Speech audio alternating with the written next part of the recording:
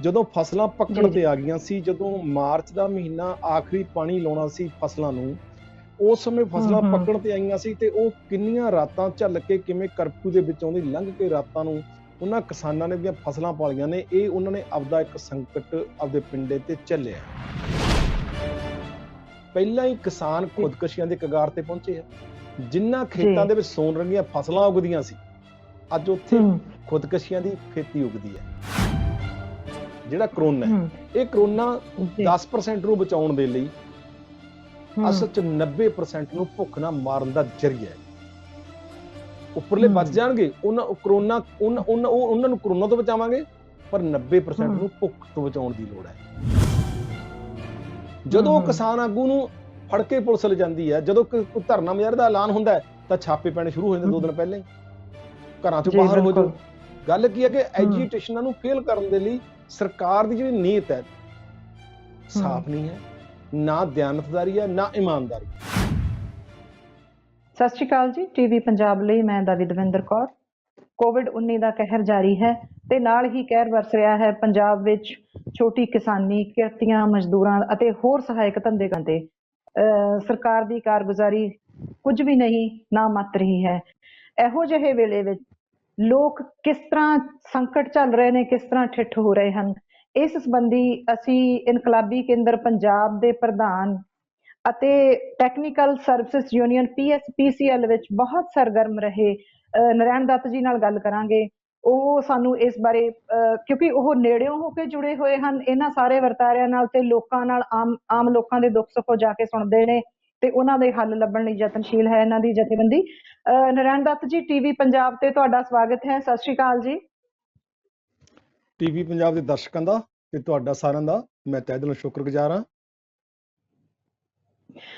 ਨਰੈਣ ਦੱਤ ਜੀ, ਸਾਨੂੰ ਇਸ ਵੇਲੇ ਪਿੰਡਾਂ ਵਿੱਚ ਸਹਾਇਕ ਧੰਦਿਆਂ ਵਾਲਿਆਂ ਦੀ ਜੋ ਹਾਲਤ ਹੋ ਰਹੀ ਹੈ ਤੇ ਛੋਟੀ ਕਿਸਾਨੀ ਦਾ ਜੋ ਹਾਲ ਹੋ ਰਿਹਾ ਹੈ, ਸਾਨੂੰ ਲੋਕਡਾਊਨ ਕਰਕੇ, ਤੇ ਉਹਦੇ ਬਾਰੇ ਸਾਨੂੰ ਥੋੜਾ ਜਿਹਾ ਵਿਸਥਾਰ ਚ ਦੱਸੋ, ਕਿਉਂਕਿ ਤੁਸੀਂ ਉਹਨਾਂ ਨਾਲ ਗਰਾਊਂਡ ਜ਼ੀਰੋ ਤੇ ਜਾ ਕੇ ਜੁੜੇ ਹੋਏ ਹੋ, ਤੁਸੀਂ ਉਹਨਾਂ ਦੇ ਦੁੱਖ ਸੁੱਖ ਵੀ ਸੁਣਦੇ ਹੋ, ਜਾਣੂ ਵੀ ਵੱਧ ਸੰਵੇਦਨਸ਼ੀਲਤਾ ਨਾਲ ਹੁੰਦੇ ਹੋ ਇਹਨਾਂ ਗੱਲਾਂ ਤੋਂ। ਠੀਕ ਹੈ ਦਵਿੰਦਰ ਜੀ, ਆਪਾਂ ਗੱਲਬਾਤ ਜਿਹੜੀ ਸ਼ੁਰੂ ਕਰਦੇ ਹਾਂ। ਆਪਾਂ ਲੋਕਡਾਊਨ ਤੋਂ ਬਾਅਦ ਜੋ ਪੰਜਾਬ ਦੇ ਪਿੰਡਾਂ ਦੀ ਹਾਲਤ ਹੈ, ਇਹਦੇ ਤੇ ਆਪਣੀ ਗੱਲ ਨੂੰ ਫੋਕਸ ਕਰਾਂਗੇ, ਇਹਦੇ ਤੇ ਗੱਲ ਨੂੰ ਕੇਂਦਰਿਤ ਕਰਾਂਗੇ ਕਿ ਪਿੰਡਾਂ ਦੀ ਜਿਹੜੀ ਹਾਲਤ ਹੈ ਪਹਿਲੇ ਹੀ ਵੱਧ ਤੋਂ ਬਦਤਰ ਹਾਲਤ ਸੀ। ਪੰਜਾਬ ਦਾ ਜਿਹੜਾ ਪੇਂਡੂ ਅਰਥਚਾਰਾ ਹੈ ਬੁਰੀ ਤਰ੍ਹਾਂ ਲੜਖੜਾਇਆ ਹੋਇਆ ਹੈ।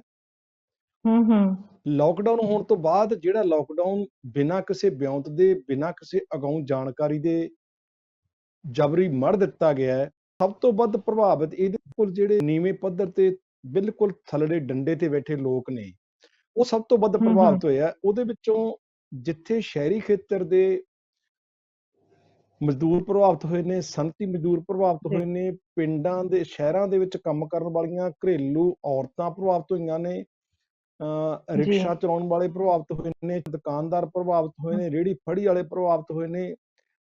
ਇਦੋਂ ਅਗਲਾ ਤਬਕਾ ਜਿਹੜੀ ਸਾਡੀ ਪੰਜਾਬ ਹੈ, ਸਾਡਾ ਜਿਹੜਾ ਭਾਰਤ ਹੈ, ਉਹ ਖੇਤੀ ਪ੍ਰਧਾਨ ਮੁਲਕ ਹੈ ਤੇ ਪੰਜਾਬ ਉਹਦੇ ਵਿੱਚੋਂ 1.5% ਜਿਹੜਾ ਕੁੱਲ ਰਕਬਾ ਖੇਤਰਫਲ ਹੋਣ ਦੇ ਬਾਵਜੂਦ ਵੀ 40 ਤੋਂ 50% ਦੇ ਕਰੀਬ ਝੋਨੇ ਤੇ ਕਣਕ ਦੇ ਵਿੱਚ ਭਾਰਤ ਦੇ ਅੰਨ ਭੰਡਾਰ ਦੇ ਵਿੱਚ ਹਿੱਸਾ ਪਾਉਂਦਾ ਹੈ। ਤੇ ਅੱਜ ਵੀ ਪਿੰਡਾਂ ਦੇ ਵਿੱਚ ਸਾਡੇ ਜਿਹੜੀ ਵਸੋਂ ਹੈ ਉਹ 65% ਪਿੰਡਾਂ ਦੀ ਜਿਹੜੀ ਵਸੋਂ ਅੱਜ ਵੀ ਬਸ ਪਿੰਡਾਂ ਦੀ ਵਸਦੀ ਹੈ।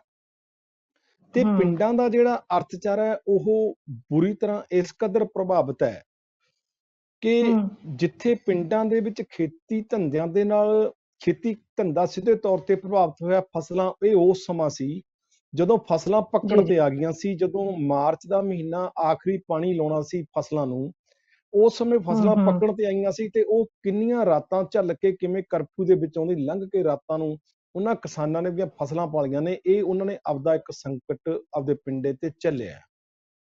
ਜੀ ਦੂਸਰਾ ਜਿਹੜਾ ਵਿੱਚੋਂ ਟੋਕ ਕੇ ਮੈਂ ਕਹਿਣਾ ਚਾਹੁੰਦੀ ਹਾਂ ਨਰੈਣ ਦੱਤ ਜੀ, ਮੈਂ ਇਹ ਕਹਿਣਾ ਚਾਹੁੰਦੀ ਹਾਂ ਵੀ ਇਕੱਲੇ ਕਿਸਾਨਾਂ ਨੇ ਨਹੀਂ, ਕਿਉਂਕਿ ਪੂਰੇ ਪਿੰਡ ਨੇ ਕਿਸਾਨੀ ਤੋਂ ਖੇਤਾਂ ਵਿੱਚ ਜਾ ਕੇ ਕੰਮ ਕਰਕੇ ਜਾਂ ਹੋਰ ਨਾਲ ਜਿਹੜੇ ਸਹਾਇਕ ਧੰਦੇ ਨੇ ਜਿਵੇਂ ਲੁਹਾਰਾ, ਉਹ ਤਰਖਾਣੇ ਦੇ ਕਾਰਜ, ਉਹਨਾਂ ਸਾਰਿਆਂ ਨੇ ਵੀ ਆਪਣੇ ਪੂਰੇ ਸਾਲ ਭਰ ਲਈ ਕਣਕ ਇਕੱਠੀ ਕਰਨੀ ਸੀ। ਇਸ ਕਰਕੇ ਇਹ ਹੋਰ ਵੀ ਗੰਭੀਰ ਮਸਲਾ ਬਣ ਜਾਂਦਾ ਹੈ। ਹਾਂਜੀ, ਅੱਗੇ ਸਾਨੂੰ ਦੱਸੋ। ਮਾਫ ਕਰਨਾ ਮੈਂ ਤੁਹਾਨੂੰ ਵਿੱਚੋਂ ਟੋਕਿਆ। ਕੋਈ ਗੱਲ ਨਹੀਂ। ਮੈਂ ਚਾਹਾਂਗਾ ਕਿ ਅਸਲ 'ਚ ਇਹ ਕਿਸਾਨੀ ਸੰਕਟ ਇਕੱਲਾ ਨਹੀਂ ਹੈ, ਇਹ ਸਾਡੀ ਜੀ ਪੇਂਡੂ ਸੱਭਿਅਤਾ ਦਾ ਸੰਕਟ ਹੈ। ਪੇਂਡੂ ਜੀ ਸੱਭਿਅਤਾ, ਪਿੰਡਾਂ ਦੇ ਵਿੱਚ ਰਹਿਣ ਵਾਲੇ ਹਰ ਕਿਸਮ ਦੇ ਲੋਕ ਇਹਦੇ ਤੋਂ ਪ੍ਰਭਾਵਿਤ ਹੋਏ ਆ। ਉਹ ਭਾਵੇਂ ਤੇ ਸਿੱਧੇ ਛੋਟੇ ਰੂਪ 'ਚ ਸ਼ਹਿਰ ਵੀ। ਖੇਤਾਂ ਦੇ ਨਾਲ ਜੁੜੇ ਹੋਏ ਮਜ਼ਦੂਰ ਨੇ, ਲਹਾਰਾ ਹੈ, ਜੀ ਤਰਖਾਣਾ ਹੈ, ਜੀ ਰਾਜੇ ਹੈ, ਹੂੰ ਉੱਥੋਂ ਦੇ ਜਿਹੜੇ ਜੀ ਪਿੰਡਾਂ ਦੇ ਛੋਟੇ ਆਪਣੀ ਜਿਹੜੀ ਦੁਕਾਨਦਾਰੀ ਹੈ, ਉਹ ਸਾਰੀ ਉਹ ਜੀ ਇੱਕ ਜੀ ਪੇਂਡੂ ਅਰਥਚਾਰੇ ਨਾਲ ਜੁੜੀ ਹੋਈ ਹੈ। ਈਵਨ ਸ਼ਹਿਰ ਦਾ ਹੂੰ ਕਾਰੋਬਾਰ ਵੀ ਪੇਂਡੂ ਅਰਥਚਾਰੇ ਨਾਲ ਟੁੱਟ ਕੇ ਕੁਝ ਨਹੀਂ ਹੈ। ਜੇ ਪਿੰਡਾਂ ਦੇ ਲੋਕ ਬਿਲਕੁਲ ਸ਼ਹਿਰ ਦੇ ਵਿੱਚ ਆਉਂਦੇ ਨੇ ਤਾਂ ਸ਼ਹਿਰ ਦੀ ਮੰਡੀ ਚੱਲਦੀ ਹੈ। ਸ਼ਹਿਰ ਦੀ ਮੰਡੀ ਹੂੰ ਉਦੋਂ ਹੀ ਟੁੱਟ ਜਾਂਦੀ ਹੈ, ਬ੍ਰੇਕ ਹੋ ਜਾਂਦੀ ਹੈ, ਜਦੋਂ ਪਿੰਡਾਂ ਦਾ ਅਰਥਚਾਰਾ ਡੋਲ ਜਾਂਦਾ ਹੈ।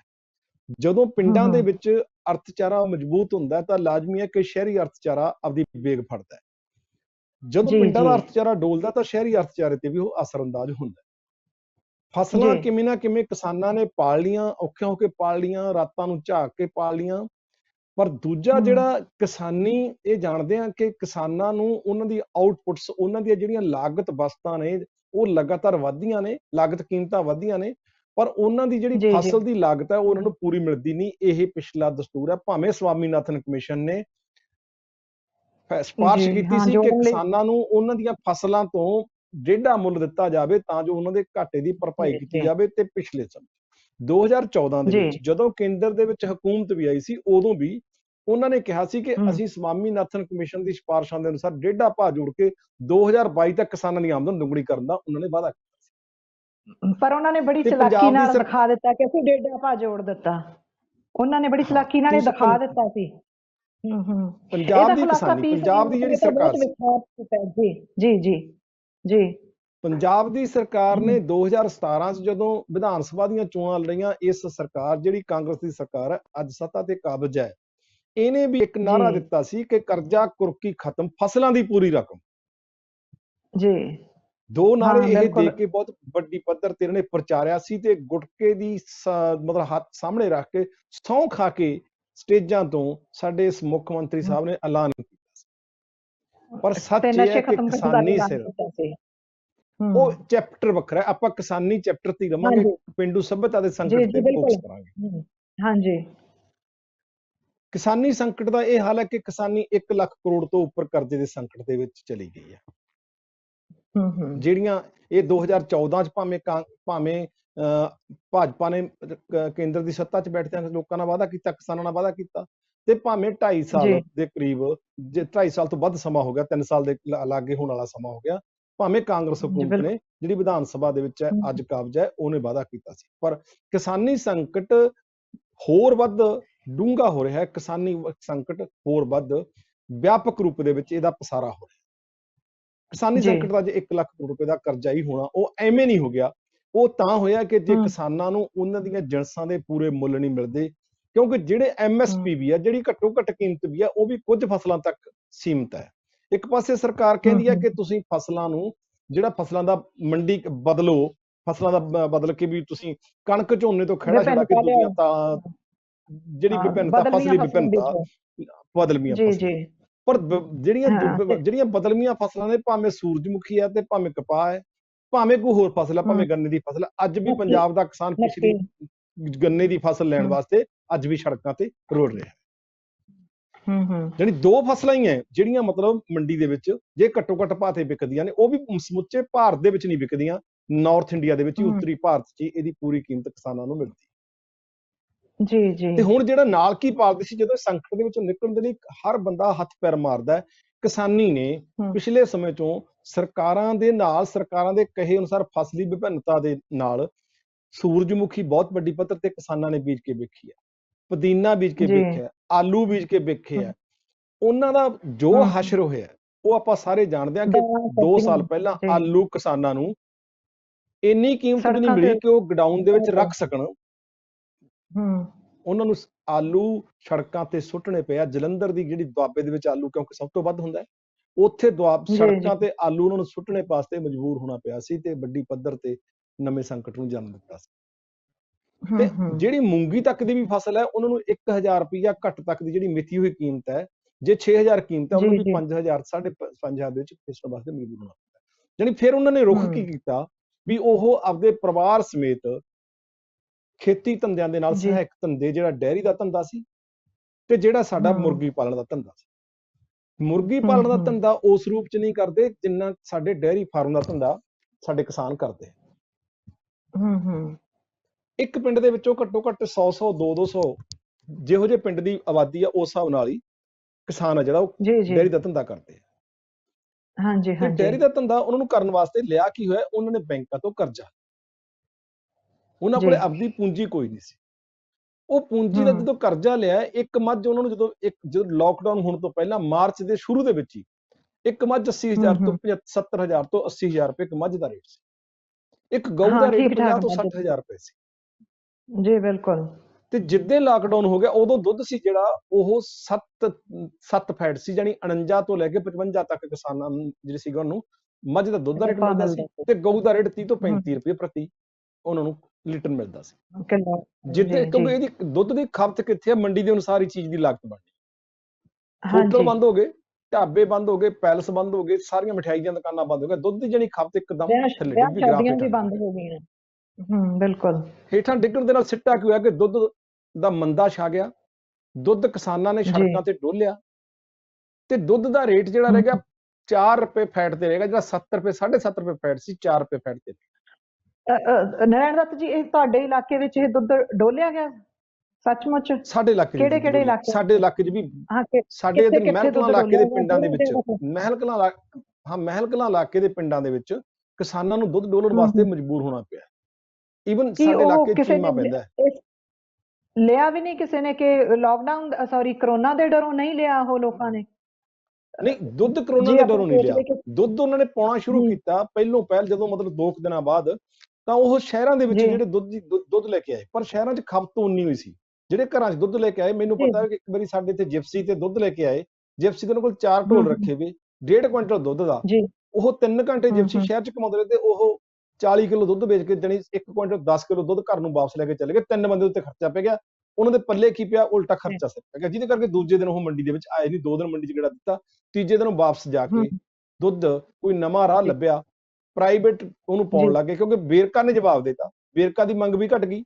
ਵੇਰਕਾ ਕਹਿੰਦੇ ਵੀ ਜਿਹੜੀਆਂ ਸਾਡੀਆਂ ਪਹਿਲੀਆਂ ਡੇਅਰੀਆਂ ਚੱਲਦੀਆਂ ਸੀ ਉਹੀ ਦੁੱਧ ਚੱਕਾ, ਪ੍ਰਾਈਵੇਟਾਂ ਨੇ ਦੁੱਧ 7.5 ਤੋਂ ਘਟਾ ਕੇ 4 ਤੇ ਲਿਆ। ਜਾਨੀ ਅੱਜ ਦੁੱਧ ਮੱਝ ਦਾ ਦੁੱਧ ਵੇਰਕਾ ਵਾਲੇ ਇਹ ਕਹਿ ਰਹੇ ਨੇ ਕਿ ਜੋ ਸਾਡੀ ਕੋਆਪਰੇਟਿਵ ਲਹਿਰ ਨਾਲ ਜੁੜੇ ਹੋਏ ਨੇ, ਜੋ ਸਾਡੀ ਕੋਆਪਰੇਟਿਵ ਸੁਸਾਇਟੀਜ਼ ਨਾਲ ਰਜਿਸਟਰਡ ਨੇ ਕਿਸਾਨ, ਅਸੀਂ ਉਹਨਾਂ ਦਾ ਪਹਿਲਾਂ ਚੁੱਕਾਂਗੇ, ਬਾਕੀਆਂ ਦਾ ਬਾਅਦ ਵਿੱਚ, ਤੇ ਹੁਣ ਸਾਡੀ ਜਿੰਨੀ ਜ਼ਰੂਰਤ ਹੈ ਅਸੀਂ ਆਪਣੇ ਮੈਂਬਰਾਂ ਦਾ ਤੋਂ ਹੀ ਦੁੱਧ ਖਰੀਦ ਰਹੇ ਹਾਂ। ਉਹਨਾਂ ਨੇ ਇਹ ਬਹਾਨਾ ਲਾ ਦਿੱਤਾ। ਤੇ ਜਿਹੜੇ ਉਹ ਭਾਅ ਘਟਾਉਣ ਬਾਰੇ ਕਹਿੰਦੇ ਨੇ, ਉਹ ਨਾਲ ਦੀ ਨਾਲ ਕਹਿੰਦੇ ਨੇ ਕਿ ਅਸੀਂ ਸਿਆਲ 'ਚ ਭਾਅ ਵਧਾਏ ਵੀ ਸੀ ਕਿਉਂਕਿ ਸਿਆਲ 'ਚ ਤਾਂ ਕਦੀ ਵੀ ਨਹੀਂ ਭਾਅ ਵੱਧਦਾ। ਉਹ ਇਹੋ ਜਿਹਾ ਕੁਝ ਵੀ ਉਹ ਗੱਲ ਗੋਲ ਕਰ ਰਹੇ ਨੇ ਜਾਂ ਕੁਝ ਵੀ ਕਹਿ ਲਓ ਕਿ ਜਵਾਬ ਉਹਨਾਂ ਕੋਲੇ ਤਿਆਰ ਨੇ। ਦਵਿੰਦਰ ਜੀ, ਦੁੱਧ ਦੀ ਲਾਗਤ ਸਭ ਨੂੰ ਪਤਾ ਹੈ ਕਿ ਦੁੱਧ ਜਿਹੜਾ ਪੈਦਾਵਾਰ ਹੈ ਆ ਕੇ ਗਰਮੀਆਂ 'ਚ ਘਟਦਾ। ਜਦੋਂ ਲੂ ਚੱਲਦੀ ਹੈ ਅਪ੍ਰੈਲ, ਮਈ ਤੇ ਜੂਨ ਮਹੀਨਾ, 3 ਮਹੀਨੇ ਅਜਿਹੀ ਹੈ ਜਦੋਂ ਲੂ ਸਿਰੇ ਦੀ ਚੱਲਦੀ ਹੈ, ਮੱਝਾਂ ਦਾ ਪਸ਼ੂਆਂ ਦਾ ਦੁੱਧ ਸੁੱਕ ਜਾਂਦਾ, ਜਿਹੜੀ ਦੁੱਧ ਦੀ ਘਾਟ ਆ ਕੇ ਅਪ੍ਰੈਲ, ਮਈ ਤੇ ਜੂਨ 'ਚ ਪੈਂਦੀ ਹੈ। ਇੱਥੇ ਆ ਕੇ ਦੁੱਧ ਮਹਿੰਗਾ ਹੁੰਦਾ, ਸਿਆਲ 'ਚ ਦੁੱਧ ਕਦੇ ਵੀ ਮਹਿੰਗਾ ਨਹੀਂ ਹੁੰਦਾ। ਜਿਹਨੇ ਪਸ਼ੂ ਰੱਖਿਆ ਉਹਨਾਂ ਨੂੰ ਪਤਾ ਹੈ। ਨਹੀਂ, ਜਿਹੜਾ ਕੋਈ ਪਸ਼ੂ ਦੇ ਨੇੜੇ ਦੀ ਲੰਘਿਆ ਕਦੇ ਵੇਰਕ ਵਾਲੇ ਕਹਿ ਦੇਣਗੇ, ਪਰ ਜਿਹਨੇ ਕਦੇ ਮੱਝ ਦੇ ਗਊ ਦੇ ਮਗਰ ਜਾ ਕੇ ਗੋਹਾ ਨਹੀਂ ਨਾ ਹਟਾਇਆ, ਉਹਨੂੰ ਪਤਾ ਨਹੀਂ ਹੈ ਕਿ ਲੂ ਕਿਵੇਂ ਲੱਗਦੀ ਹੁੰਦੀ ਹੈ। ਉਹਨੂੰ ਪਤਾ ਨਹੀਂ ਕਿ ਦੁੱਧ 8 ਕਿਲੋ ਵਾਲੀ ਮੱਝ ਦਾ 6 ਕਿਲੋ ਕਿਵੇਂ ਰਹਿ ਜਾਂਦਾ ਤੇ ਕਦੋਂ ਰਹਿੰਦਾ ਹੈ। ਸਿਆਲਾਂ 'ਚ ਹਮੇਸ਼ਾ ਹੁੰਦਾ ਕਿ ਸਿਆਲਾਂ 'ਚ ਦੁੱਧ ਵੱਧ ਹੁੰਦਾ। ਹਾਂਜੀ, ਨਰਾਇਣ ਦੱਤ ਜੀ, ਤੁਹਾਡੀ ਇਹ ਗੱਲ ਜਾਣਦੇ ਆ ਕਿ ਤੁਸੀਂ ਜਦੋਂ ਕਹਿ ਰਹੇ ਹੋ ਕਿ ਜਿਨ੍ਹਾਂ ਨੇ ਪਸ਼ੂਆਂ ਦੇ ਮਗਰ ਜਾ ਕੇ ਗੋਹਾ ਨਹੀਂ ਫੌੜੇ ਨਾਲ ਹਟਾਇਆ ਜਾਂ ਉਹਨਾਂ ਨੂੰ ਸਾਂਭ ਕੇ ਨਹੀਂ ਦੇਖਿਆ ਜਾਂ ਉਹਨਾਂ ਦੇ ਨੇੜਿਓਂ ਦੀ ਵੀ ਨਹੀਂ ਲੰਘੇ, ਤਾਂ ਆਪਾਂ ਇੱਥੋਂ ਇਹ ਵੀ ਕਹਿ ਸਕਦੇ ਹਾਂ ਕਿ ਚੰਡੀਗੜ੍ਹ ਜਾਂ ਵੱਡੇ ਸ਼ਹਿਰਾਂ ਦੇ ਏਸੀ ਕਮਰਿਆਂ ਵਿੱਚ ਬੈਠ ਕੇ, ਏਸੀ ਦਫ਼ਤਰਾਂ ਵਿੱਚ ਬੈਠ ਕੇ ਨੀਤੀਆਂ ਬਣਾਉਣੀਆਂ ਸਿਖਾਲੀਆਂ ਨੇ ਤੇ ਉਹ ਗਰਾਊਂਡ ਜ਼ੀਰੋ ਤੇ ਉਹ ਕੰਮ ਕਰਦੀਆਂ ਨੇ ਜਾਂ ਨਹੀਂ ਕਰਦੀਆਂ, ਪਿੰਡਾਂ ਵਿੱਚ ਉਹ ਲਾਗੂ ਹੋਣ ਯੋਗ ਨੇ ਜਾਂ ਇਹ ਵੀ ਇੱਕ ਗੱਲ ਹੈ ਕਿ ਲਾਗੂ ਹੁੰਦੀ ਹੈ। ਇਸ ਤਰ੍ਹਾਂ ਦੀ ਵੀ ਗੱਲ ਹੈ ਕੋਈ ਪਿੰਡ ਪੱਧਰ ਤੇ? ਮੈਂ ਅੱਗੇ ਜਾ ਕੇ ਗੱਲ ਕਰੂੰਗਾ ਕਿ ਜਿਹੜੀਆਂ ਸਰਕਾਰੀ ਸਕੀਮਾਂ ਆਉਂਦੀਆਂ ਨੇ, ਇਹ ਮੈਂ ਦੁੱਧ ਤੇ ਨਿਬੇੜਦਾ ਥੋੜੇ ਸਮੇਂ ਦੀ ਗੱਲ। ਦੁੱਧ ਉਹਨਾਂ ਨੇ ਪ੍ਰਾਈਵੇਟ ਜਿਹੜੇ ਡੈਰੀ ਵਾਲੇ ਸੀ, ਦੁੱਧ ਉਹਨਾਂ ਨੇ ਪ੍ਰਾਈਵੇਟਾਂ ਨੂੰ ਪਾਉਣਾ ਸ਼ੁਰੂ ਕੀਤਾ। 7.5 ਫੈਟ ਤੋਂ 4 ਫੈਟ ਤੇ ਆ ਗਿਆ। 49-50 ਰੁਪਏ ਕਿਲੋ ਦੁੱਧ ਵਾਲਾ ਕਿ 30 ਰੁਪਏ ਤੇ ਆ ਗਿਆ। ਨਾਲ ਦੀ ਨਾਲੇ ਸ਼ਰਤ ਮੜਤੀ ਕਿ ਪੈਸੇ ਮੰਗਣ ਨਾ ਸਾਤੋਂ ਆਇਓ। ਅੱਛਾ, ਪੈਸਿਆਂ ਦੀ ਕੋਈ ਗਰੰਟੀ ਨਹੀਂ ਸੀ, ਪੈਸੇ ਕਦੋਂ ਦੇਣੇ। ਤੇ ਹੁਣ ਮੈਂ ਕੱਲ ਹੀ ਗੱਲ ਕਰ ਰਿਹਾ ਸੀ ਕਿਸਾਨਾਂ ਦੇ। ਜੀ ਇੱਕ ਕਿਸਾਨ ਨੇ 5 ਸਾਲ ਪਹਿਲਾਂ ਉਹਦੇ ਕੋਲੇ ਅੱਜ 5 ਮੱਝਾਂ ਸੀ, 3 ਗਊਆਂ ਸੀ, ਜੀ 8 ਪਸ਼ੂ ਸੀ। ਅੱਜ ਜੀ ਉਹ ਕਿਸਾਨ ਝੂਰ ਰਿਹਾ ਹੈ ਖੁਰਲੀ ਦੇ ਕੋਲ ਹਾਂ ਖੜਾ, ਮਹਿੰਦਰ ਸਿੰਘ ਹੂੰ ਅਸਪਾਲ ਕਲਾਂ ਤੋਂ। ਉਹਦੇ ਕੋਲ 3 ਜੀ ਪਸ਼ੂ ਰਹਿ ਗਏ, ਦਵੀ ਜੀ 5 ਪਸ਼ੂ ਵੇਚਣੇ। ਵੇਚਣੇ ਪਏ ਉਹਨੂੰ, ਜਿਹੜੀ ਮੱਝ ਮਜਬੂਰੀ 'ਚ ਵੇਚਣੇ 80,000 ਪਏ। ਦੀ ਸੀ ਉਹ ਮੱਝ 40,000 ਦੀ ਵੇਚੀ। ਓਹੋ ਜਿਹੜੀ ਗਊ ਜੀ 50,000 ਦੀ ਸੀ ਉਹ 16,000 ਦੀ ਵੇਚੀ। ਫੀਡ ਹੂੰ ਕਿਉਂਕਿ ਪੈਦਾ ਹੋਣੀ ਜਦੋਂ ਸਨਅਤਾਂ ਬੰਦ ਹੋ ਗਈਆਂ, ਲਾਕਡਾਊਨ ਹੋ ਗਿਆ, ਫੀਡ ਬਣਨੋਂ ਹਟ ਗਈ। ਜੀ ਅਤੇ ਜਾ ਕੇ 1 ਮਹੀਨੇ ਬਾਅਦ ਹੁਣ ਪਿੰਡਾਂ ਦੇ ਵਿੱਚ ਜਾ ਕੇ ਚੱਕੀਆਂ ਚੱਲਣ ਲੱਗੀਆਂ ਨੇ, ਫੀਡ ਮਿੱਲਾਂ ਚੱਲਣ ਲੱਗੀਆਂ ਨੇ, ਜੀ ਤਾਂ ਹੁਣ ਯਾਨੀ ਜਿਹੜੇ ਸੀਗੇ ਸਟਾਕਿਸਟ ਉਹਨਾਂ ਨੇ ਇਹਨੂੰ ਸਟਾਕ ਕਰਨਾ ਸ਼ੁਰੂ ਕਰਤਾ। ਉਹਨਾਂ ਕੋਲੇ ਫੀਡ ਦੀ ਘਾਟ ਪੈਣੀ ਸ਼ੁਰੂ ਹੋ ਗਈ, ਯਾਨੀ ਲਾਗਤ ਵੱਧ ਗਈ ਤੇ ਪੱਲੇ ਉਹਨਾਂ ਜੀ ਦੇ ਜੀ ਜਿਹੜੀ ਸੀਗੀ, ਜਿਹੜੇ ਉਹਨਾਂ ਦੀ ਪ੍ਰੋਡਕਟ ਸੀ, ਜਿਹੜੀ ਦੀ ਪੈਦਾਵਾਰ ਸੀ, ਉਹਦੀ ਕੀਮਤ ਇੱਕਦਮ ਅੱਧੀ ਤੋਂ ਵੀ ਥੱਲੇ ਰਹਿ ਗਈ। ਤੇ ਯਾਨੀ ਇਹ ਨਵੇਂ ਫੀਡ ਮਹਿੰਗੇ ਸੰਕਟ ਪਾ ਨੂੰ ਵੀ ਜਨਮ, ਲੋਕਾਂ ਨੂੰ। ਫੀਡ ਮਹਿੰਗੇ ਭਾਅ ਦੀ ਮਿਲਣ ਲੱਗ ਗਈ, ਫਸਲ ਅੱਧੇ ਰੇਟ, ਜਿਹੜਾ ਦੁੱਧ ਅੱਛਾ ਸੀ ਅੱਧੇ ਰੇਟ ਤੇ ਰਹਿ ਗਿਆ। ਯਾਨੀ ਜੀ ਖਰਚਾ ਵੱਧ ਗਿਆ, ਯਾਨੀ ਆਮਦਨ ਘਟ ਗਈ। ਇਹ ਤੇ ਨਿਗਰਾਨੀ ਰੱਖਣ ਲਈ ਯਾਨੀ ਸਾਡਾ ਸਰਕਾਰੀ ਪ੍ਰਸ਼ਾਸਨ ਚੀਜ਼ਾਂ ਦੇ ਭਾਅ ਸਥਿਰ ਰੱਖਣ 'ਚ ਵੀ ਅਸਫਲ ਰਿਹਾ। ਜੋ ਆਮ ਲੋਕਾਂ ਨੂੰ ਡੇਅਰੀ ਪਾਲਣ ਲਈ ਜੋ ਸਮਾਨ ਚਾਹੀਦਾ ਹੈ, ਉਹ ਮਹਿੰਗੇ ਭਾਅ ਵਿਕਣਾ ਸ਼ੁਰੂ ਹੋ ਗਿਆ, ਪਰ ਉਹਨਾਂ ਦੇ ਸਮਾਨ ਦੀ ਉਹਨਾਂ ਦੀ ਪ੍ਰੋਡਿਊਸ ਦੀ ਕੀਮਤ ਘਟ ਗਈ। ਇਹ ਸਰਾਸਰ ਹੈ ਧੱਕਾ ਜੀ। ਕਿਸਾਨੀ ਦਾ ਦੁੱਧ ਸਾਂਭਣ ਵਾਸਤੇ ਸਰਕਾਰ ਦੀ ਕੋਈ ਜ਼ਿੰਮੇਵਾਰੀ ਨਹੀਂ। ਹਾਂਜੀ ਸਰਕਾਰ ਦੀ ਇਹ ਵੀ ਕੋਈ ਜ਼ਿੰਮੇਵਾਰੀ ਨਹੀਂ ਕਿ ਫੀਡ ਮਿੱਲਾਂ ਨੂੰ ਹਦਾਇਤ ਕੀਤੀ ਜਾਵੇ ਕਿ ਉਹਨਾਂ ਨੂੰ ਸਮੇਂ ਸਿਰ ਸਹੀ ਕੀਮਤ ਤੇ ਉਹਨਾਂ ਕੋਲ ਫੀਡ ਪਹੁੰਚੇ। ਇਹਦੀ ਵੀ ਕੋਈ ਪਾਬੰਦ ਨਹੀਂ ਸਰਕਾਰ। ਜੀ ਦੂਜਾ ਜਿਹੜਾ ਹੈਗਾ ਸਾਡਾ, ਕੁਝ ਕਿਸਾਨਾਂ ਨੇ ਜਾ ਕੇ ਪਿੰਡਾਂ ਦੇ ਵਿੱਚ ਪੋਲਟਰੀ ਫਾਰਮ ਲਾਉਣੇ ਸ਼ੁਰੂ ਕੀਤੇ। ਪੋਲਟਰੀ ਫਾਰਮ ਦਵਿੰਦਰ ਜੀ 2 ਕਿਸਮ ਦੇ ਆ। ਇੱਕ ਪੋਲਟਰੀ ਫਾਰਮ ਤਾਂ ਲੱਗਦੇ ਆ ਜਿਹੜੇ ਵੱਡੇ, ਜਿਨ੍ਹਾਂ ਕੋਲ 15-15, 20-20 ਹਜ਼ਾਰ, 30-30 ਹਜ਼ਾਰ, 40-40 ਹਜ਼ਾਰ ਚੂਚਾ ਪੈਂਦਾ ਹੈ। ਜੀ ਉਹ ਕਿੰਨਾਂ ਨੇ ਲਾਏ ਆ? ਉਹ ਪਿੰਡਾਂ ਦੇ, ਸ਼ਹਿਰਾਂ ਦੇ ਜਿਹੜੇ ਸੇਠ ਸੀ, ਜਿਨ੍ਹਾਂ ਕੋਲੇ ਸਾਰੀ ਪਹੁੰਚ ਸੀ, ਉਹਨਾਂ ਨੇ ਦੁਕਾਨਾਂ ਚੋਂ, ਵੱਡੀਆਂ ਦੁਕਾਨਾਂ ਜਿਹੜੀਆਂ ਗਿਣਵੀਆਂ 10% ਉੱਪਰਲੀਆਂ ਨੇ, ਉਹਨਾਂ ਨੇ ਆਪਦੇ ਧੰਦਿਆਂ ਨੂੰ ਮੋਡੀਫਾਈ ਕਰਕੇ ਪੋਲਟਰੀ ਵਾਲੇ ਪਾਸੇ ਨੂੰ ਆਪਦਾ ਮੋੜਾ ਕੱਟ ਲਿਆ। ਜਿਨ੍ਹਾਂ ਨੇ 5-5 ਕਰੋੜ, 10-10 ਕਰੋੜ ਰੁਪਏ ਦੇ ਲੋਨ ਕਰਾਏ ਤੇ ਉਹਨਾਂ ਨੇ ਇੰਸ਼ੋਰ ਵੀ ਕਰਾਇਆ, ਆਪਦੇ ਆਪ ਨੂੰ ਬੀਮਾ ਵੀ ਕਰਾਇਆ। ਉਹਨਾਂ ਨੂੰ ਬੈਂਕਾਂ ਤੋਂ ਲੋਨ ਮਿਲੇ ਜੀ ਇਹ ਪੋਲਟਰੀ ਲਈ? ਬੈਂਕਾਂ ਤੋਂ ਲੋਨ ਵੀ ਲਿਆ, ਸਬਸਿਡੀ ਵੀ ਲਈ। ਅੱਛਾ ਜੀ। ਜਦੋਂ ਹੁਣ ਉਹਨਾਂ ਦੀ ਉਹ ਡੇਅਰੀ ਪ੍ਰੋਡਕਟ, ਜਿਹੜੀ ਮਤਲਬ ਪੋਲਟਰੀ ਦੀ ਪ੍ਰੋਡਕਟ ਹੈ, ਜਦੋਂ ਮੁਰਗੀਆਂ ਦੀ ਤੇ ਆਂਡਿਆਂ ਦੀ ਬੇਕਦਰੀ ਹੋ ਗਈ, ਤਾਂ ਵੱਡੀ ਪੱਧਰ ਤੇ ਅਸਪਾਲ ਕਲਾਂ ਪਿੰਡ ਦੇ ਵਿੱਚ ਹੀ ਰਾਮ ਨਾਰਾਇਣ ਸਿੰਘ ਨੇ, ਜਿਨ੍ਹਾਂ ਨੇ 12,000 ਚੂਚਾ ਸੀਗਾ ਜਿਹੜਾ ਉਹ ਧਰਤੀ ਦੇ ਵਿੱਚ ਦੱਬਿਆ। ਇਹ ਤਾਂ ਹੈਗੀ ਵੱਡਿਆਂ ਦੀ। ਇੱਕ ਸੀਗਾ ਜਿਹੜੇ ਮਤਲਬ ਛੋਟੇ ਪਸ਼ੂ ਪਾਲਕ ਨੇ, ਜਿਵੇਂ ਉਹ ਛੋਟੇ ਪੋਲਟਰੀ ਵਾਲੇ, ਜਿਹੜੇ ਕਿਸਾਨਾਂ ਨੇ ਲਾ ਲਿਆ ਕਿ ਆਪਦੇ ਘਰ ਦੇ ਨਾਲ, ਆਪਦੇ ਖੇਤ ਦੇ ਨਾਲ 5 ਵਿਸਵਿਆਂ 'ਚ, 10 ਵਿਸਵਿਆਂ 'ਚ, 15 ਵਿਸਵਿਆਂ 'ਚ, ਵਿੱਘੇ ਦੇ ਵਿੱਚ ਉਹ ਕਿਸੇ ਨੇ 1000 ਚੂਚਾ ਰੱਖ ਲਿਆ, ਕਿਸੇ ਨੇ 1500, ਜਿਹੜੀ 5000 ਤੋਂ ਘੱਟ ਚੂਚੇ ਵਾਲਾ ਜਿਹੜਾ ਹੈਗਾ। ਉਹਨਾਂ ਨੇ ਕੀ ਕੀਤਾ? ਉਹਨਾਂ ਨੇ ਹੋਕਾ ਦੇ ਕੇ, ਜਦੋਂ ਲਾਕਡਾਊਨ ਹੋ ਗਿਆ, ਹੋਕਾ ਦੇ ਕੇ ਪਿੰਡ ਦੇ ਵਿੱਚ ਕਿਹਾ ਕਿ ਮੁਫਤ ਦੇ ਵਿੱਚ ਆਂਡੇ ਲੈ ਜਾਓ, ਮੁਫਤ ਦੇ ਵਿੱਚ ਮੁਰਗੀਆਂ। ਜਿਹੜੀ ਉਹਨਾਂ ਨੂੰ ਆਪਦੀ, ਜਿਹੜੀ ਉਹਨਾਂ ਦੀ ਖੁਰਾਕ ਸੀ ਚੂਚਿਆਂ ਦੀ, ਉਹ ਉਵੇਂ ਦੇਣੀ ਪਈ। ਸਗੋਂ ਖੁਰਾਕ ਉਹਨਾਂ ਵਾਸਤੇ ਸਟਾਕ 10 ਦਿਨਾਂ 'ਚ ਹੀ ਮੁੱਕ ਗਿਆ। ਉਹਨਾਂ ਨੂੰ ਖੁਰਾਕ ਦੇ ਬਹੁਤ ਸ਼ਾਰਟੇਜ ਪੈ ਗਈ। ਤੇ ਦੂਜਾ, ਜਿਹੜੀ ਉਹ ਸੀਗੀ ਮੁਫਤ ਦੇ ਵਿੱਚ ਸਿੱਟੀ ਪਈ, ਜਾਣੀ ਉਹਦੇ ਤੇ ਲੇਬਰ ਆਪਦੀ ਸ਼ਕਤੀ ਖਰਚ ਕਰਕੇ ਵੀ, ਜਿਵੇਂ ਅੱਜ ਆਪਾਂ ਤੇਲ ਦੀ ਗੱਲ ਕਰ ਰਹੇ ਹਾਂ, ਪਾਸੇ ਨਾ ਜਾਈਏ ਕਿ ਤੇਲ 0 ਤੋਂ ਵੀ ਮਾਈਨਸ ਆ ਗਿਆ।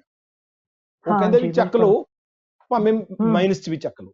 ਯਾਨੀ ਕਿਸਾਨਾਂ ਨੂੰ ਇਸ ਗੱਲ ਲਈ ਮਜਬੂਰ ਹੋਣਾ ਪੈ ਗਿਆ ਕਿ ਤੁਸੀਂ ਭਾਈ ਸਾਡੇ ਕੋਲ ਆਂਡੇ ਵੀ ਲੈ ਜਾਓ ਫ੍ਰੀ, ਸਾਡੇ ਕੋਲੋਂ ਮੁਰਗੀਆਂ ਵੀ ਲੈ ਜਾਓ ਫ੍ਰੀ, ਲੈ ਜਾਓ, ਘੱਟੋ ਘੱਟ ਸਾਡੇ ਕੋਲ ਅਸੀਂ ਅਗਲੇ ਸਾਲ ਵਾਸਤੇ ਇੱਥੇ ਪਾਉਂਦੇ ਹੋ ਜਾਈਏ, ਸਾਨੂੰ ਧਰਤੀ 'ਚ ਨਾ ਨੱਪਣੀਆਂ ਪੈਣ, ਕਿਸੇ ਨਵੀਂ ਬਿਮਾਰੀ ਨੂੰ ਜਨਮ ਨਾ ਦੇਵੇ। ਜਾਣੀ ਦੋਨਾਂ ਕਿੱਤਿਆਂ ਨੂੰ ਇਸ ਕਦਰ ਮਾਰ ਪਈ ਹੈ ਕਿ ਉਹ ਬਹੁਤ ਹੀ ਅੱਜ ਪਹਿਲਾਂ ਹੀ ਕਿਸਾਨ ਖੁਦਕਸ਼ੀਆਂ ਦੇ ਕਗਾਰ ਤੇ ਪਹੁੰਚੇ ਆ।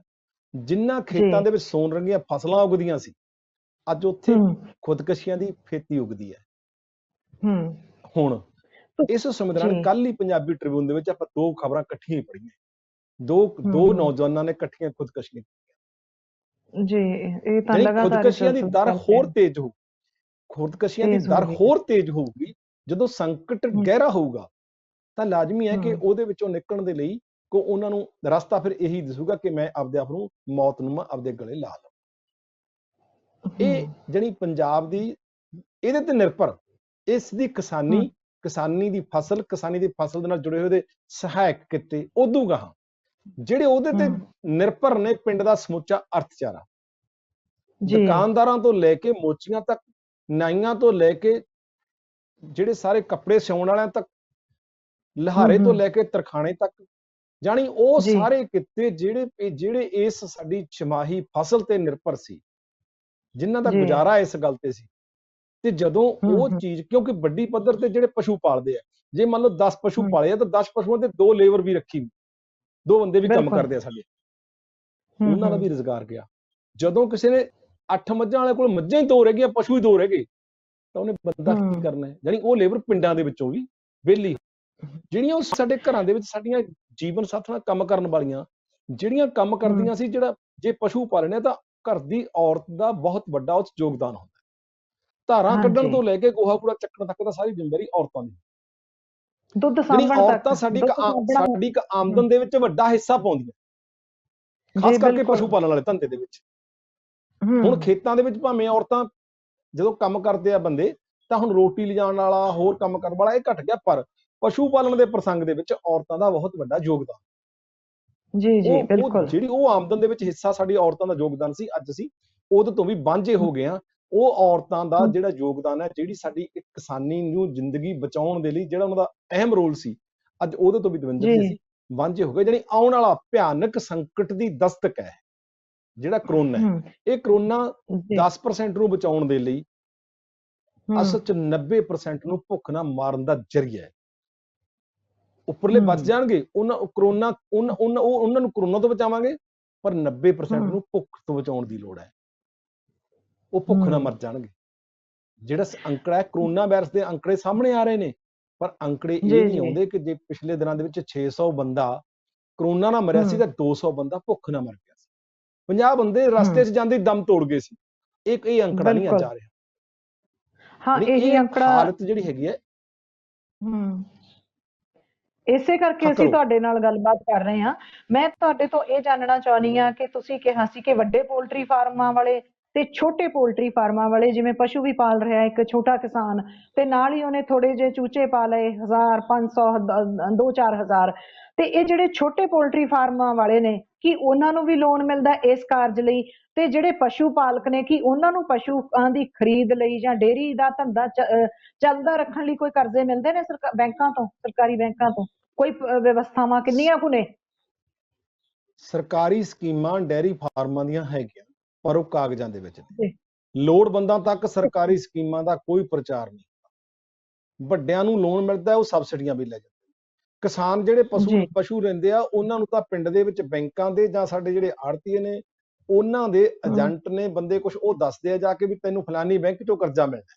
ਉਹ ਤਾਂ ਉਸ ਬੈਂਕ ਕੋਲੇ ਚਲਾ ਜਾਂਦਾ, ਉਹਨੂੰ ਨਹੀਂ ਪਤਾ ਕਾਹਦੇ ਲਈ ਕਰਜ਼ਾ ਮਿਲਦਾ, ਉਹਨੂੰ ਨਹੀਂ ਪਤਾ ਕਿ ਇਹਦਾ ਵਿਆਜ ਕੀ ਹੈ। ਉਹ ਉਹਨਾਂ ਕੋਲੇ ਜਾਂਦਾ ਤੇ ਉੱਥੇ ਜਾ ਕੇ ਦਸਤਖਤ ਕਰਿਆ ਹੁੰਦਾ, ਜ਼ਮੀਨ ਦੇ ਨੰਬਰ ਲਿਖਾਉਂਦਾ, ਜ਼ਮੀਨ ਜਬਦੀ ਗਹਿਣੇ ਜਾ ਕੇ ਬੈਂਕ ਕੋਲ ਧਰ ਦਿੰਦਾ। ਉਹ ਉੱਥੇ 14% ਤੋਂ 16% ਵਿਆਜ ਦਿੰਦੇ ਨੇ, ਜਦ ਕਿ ਡੈਰੀ ਦੇ ਧੰਦੇ ਦੇ ਵਿੱਚ 5 ਤੋਂ 7% ਵਿਆਜ ਹੈ, ਸਬਸਿਡੀ ਤੋਂ ਵੱਖਰੀ। ਸਬਸਿਡੀ ਵੱਖਰੀ ਹੈ। ਜਾਣਕਾਰੀ ਪਿੰਡ ਦੇ ਕਿਸਾਨ ਨੂੰ ਪੁੱਛ ਲਓ, ਪਿੰਡ ਦੇ ਕਿਸਾਨ ਅੱਗੋਂ ਨੂੰ ਪੁੱਛ ਲਓ, ਉਹਨਾਂ ਕੋਲ ਕੋਈ ਜਾਣਕਾਰੀ। ਜਿਹੜੀ ਕਾਗਜ਼ਾਂ ਸਕੀਮਾਂ ਪਈਆਂ ਨੇ, ਇਹਦਾ ਲਾਹਾ ਕੌਣ ਲੈਂਦੇ ਆ? ਇਹਦਾ ਲਾਹਾ ਲੈਂਦੇ ਆ ਵੱਡੇ ਕਿਸਾਨ ਲੈ ਜਾਂਦੇ ਆ, ਜਾਂ ਵੱਡੇ ਡੇਅਰੀ ਫਾਰਮ ਜਿਹੜੇ 100 200 ਪਸ਼ੂ ਪਾਉਂਦੇ ਆ, ਉਹ ਲੈ ਜਾਂਦੇ ਆ।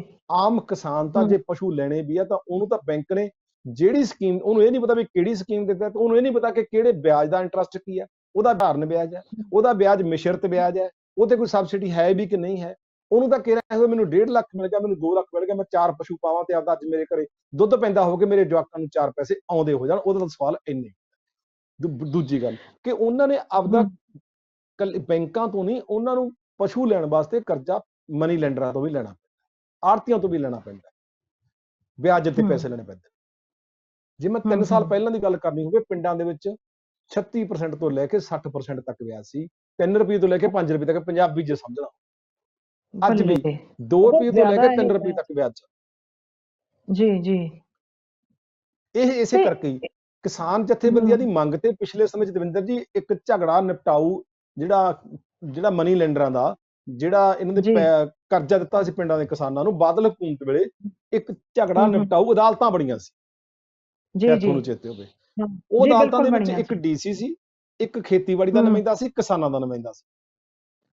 ਤੇ ਤਰਾਸਦੀ ਸਮੇਂ ਦੀ ਹੈ ਵੀ ਖੇਤੀਬਾੜੀ ਵਿਭਾਗ ਦਾ ਨੁਮਾਇੰਦਾ ਸੀ। ਤੇ ਤਰਾਸਦੀ ਉਹਦੀ ਇਹ ਹੈ ਕਿ ਉਹਨਾਂ ਨੇ ਕੰਮ ਕਰਨਾ ਸ਼ੁਰੂ ਨਹੀਂ ਕੀਤਾ, ਉਹਨਾਂ ਨੇ ਕਿਸਾਨਾਂ ਦੇ ਝਗੜੇ ਜਾਂ ਕਿਸਾਨਾਂ ਦਾ ਕਰਜ਼ਾ ਨਿਪਟਾਉਣਾ ਤਾਂ ਕੀ ਸੀ, ਉਹ ਇਨ ਵਰਕ ਹੀ ਨਹੀਂ ਆਏ, ਉਹ ਕੰਮ ਹੀ ਨਹੀਂ ਕਰਨਾ ਸ਼ੁਰੂ ਕੀਤਾ, ਉਹ ਕਾਗਜ਼ਾਂ ਦੇ ਵਿੱਚ ਹੀ ਰਹਿ ਗਏ।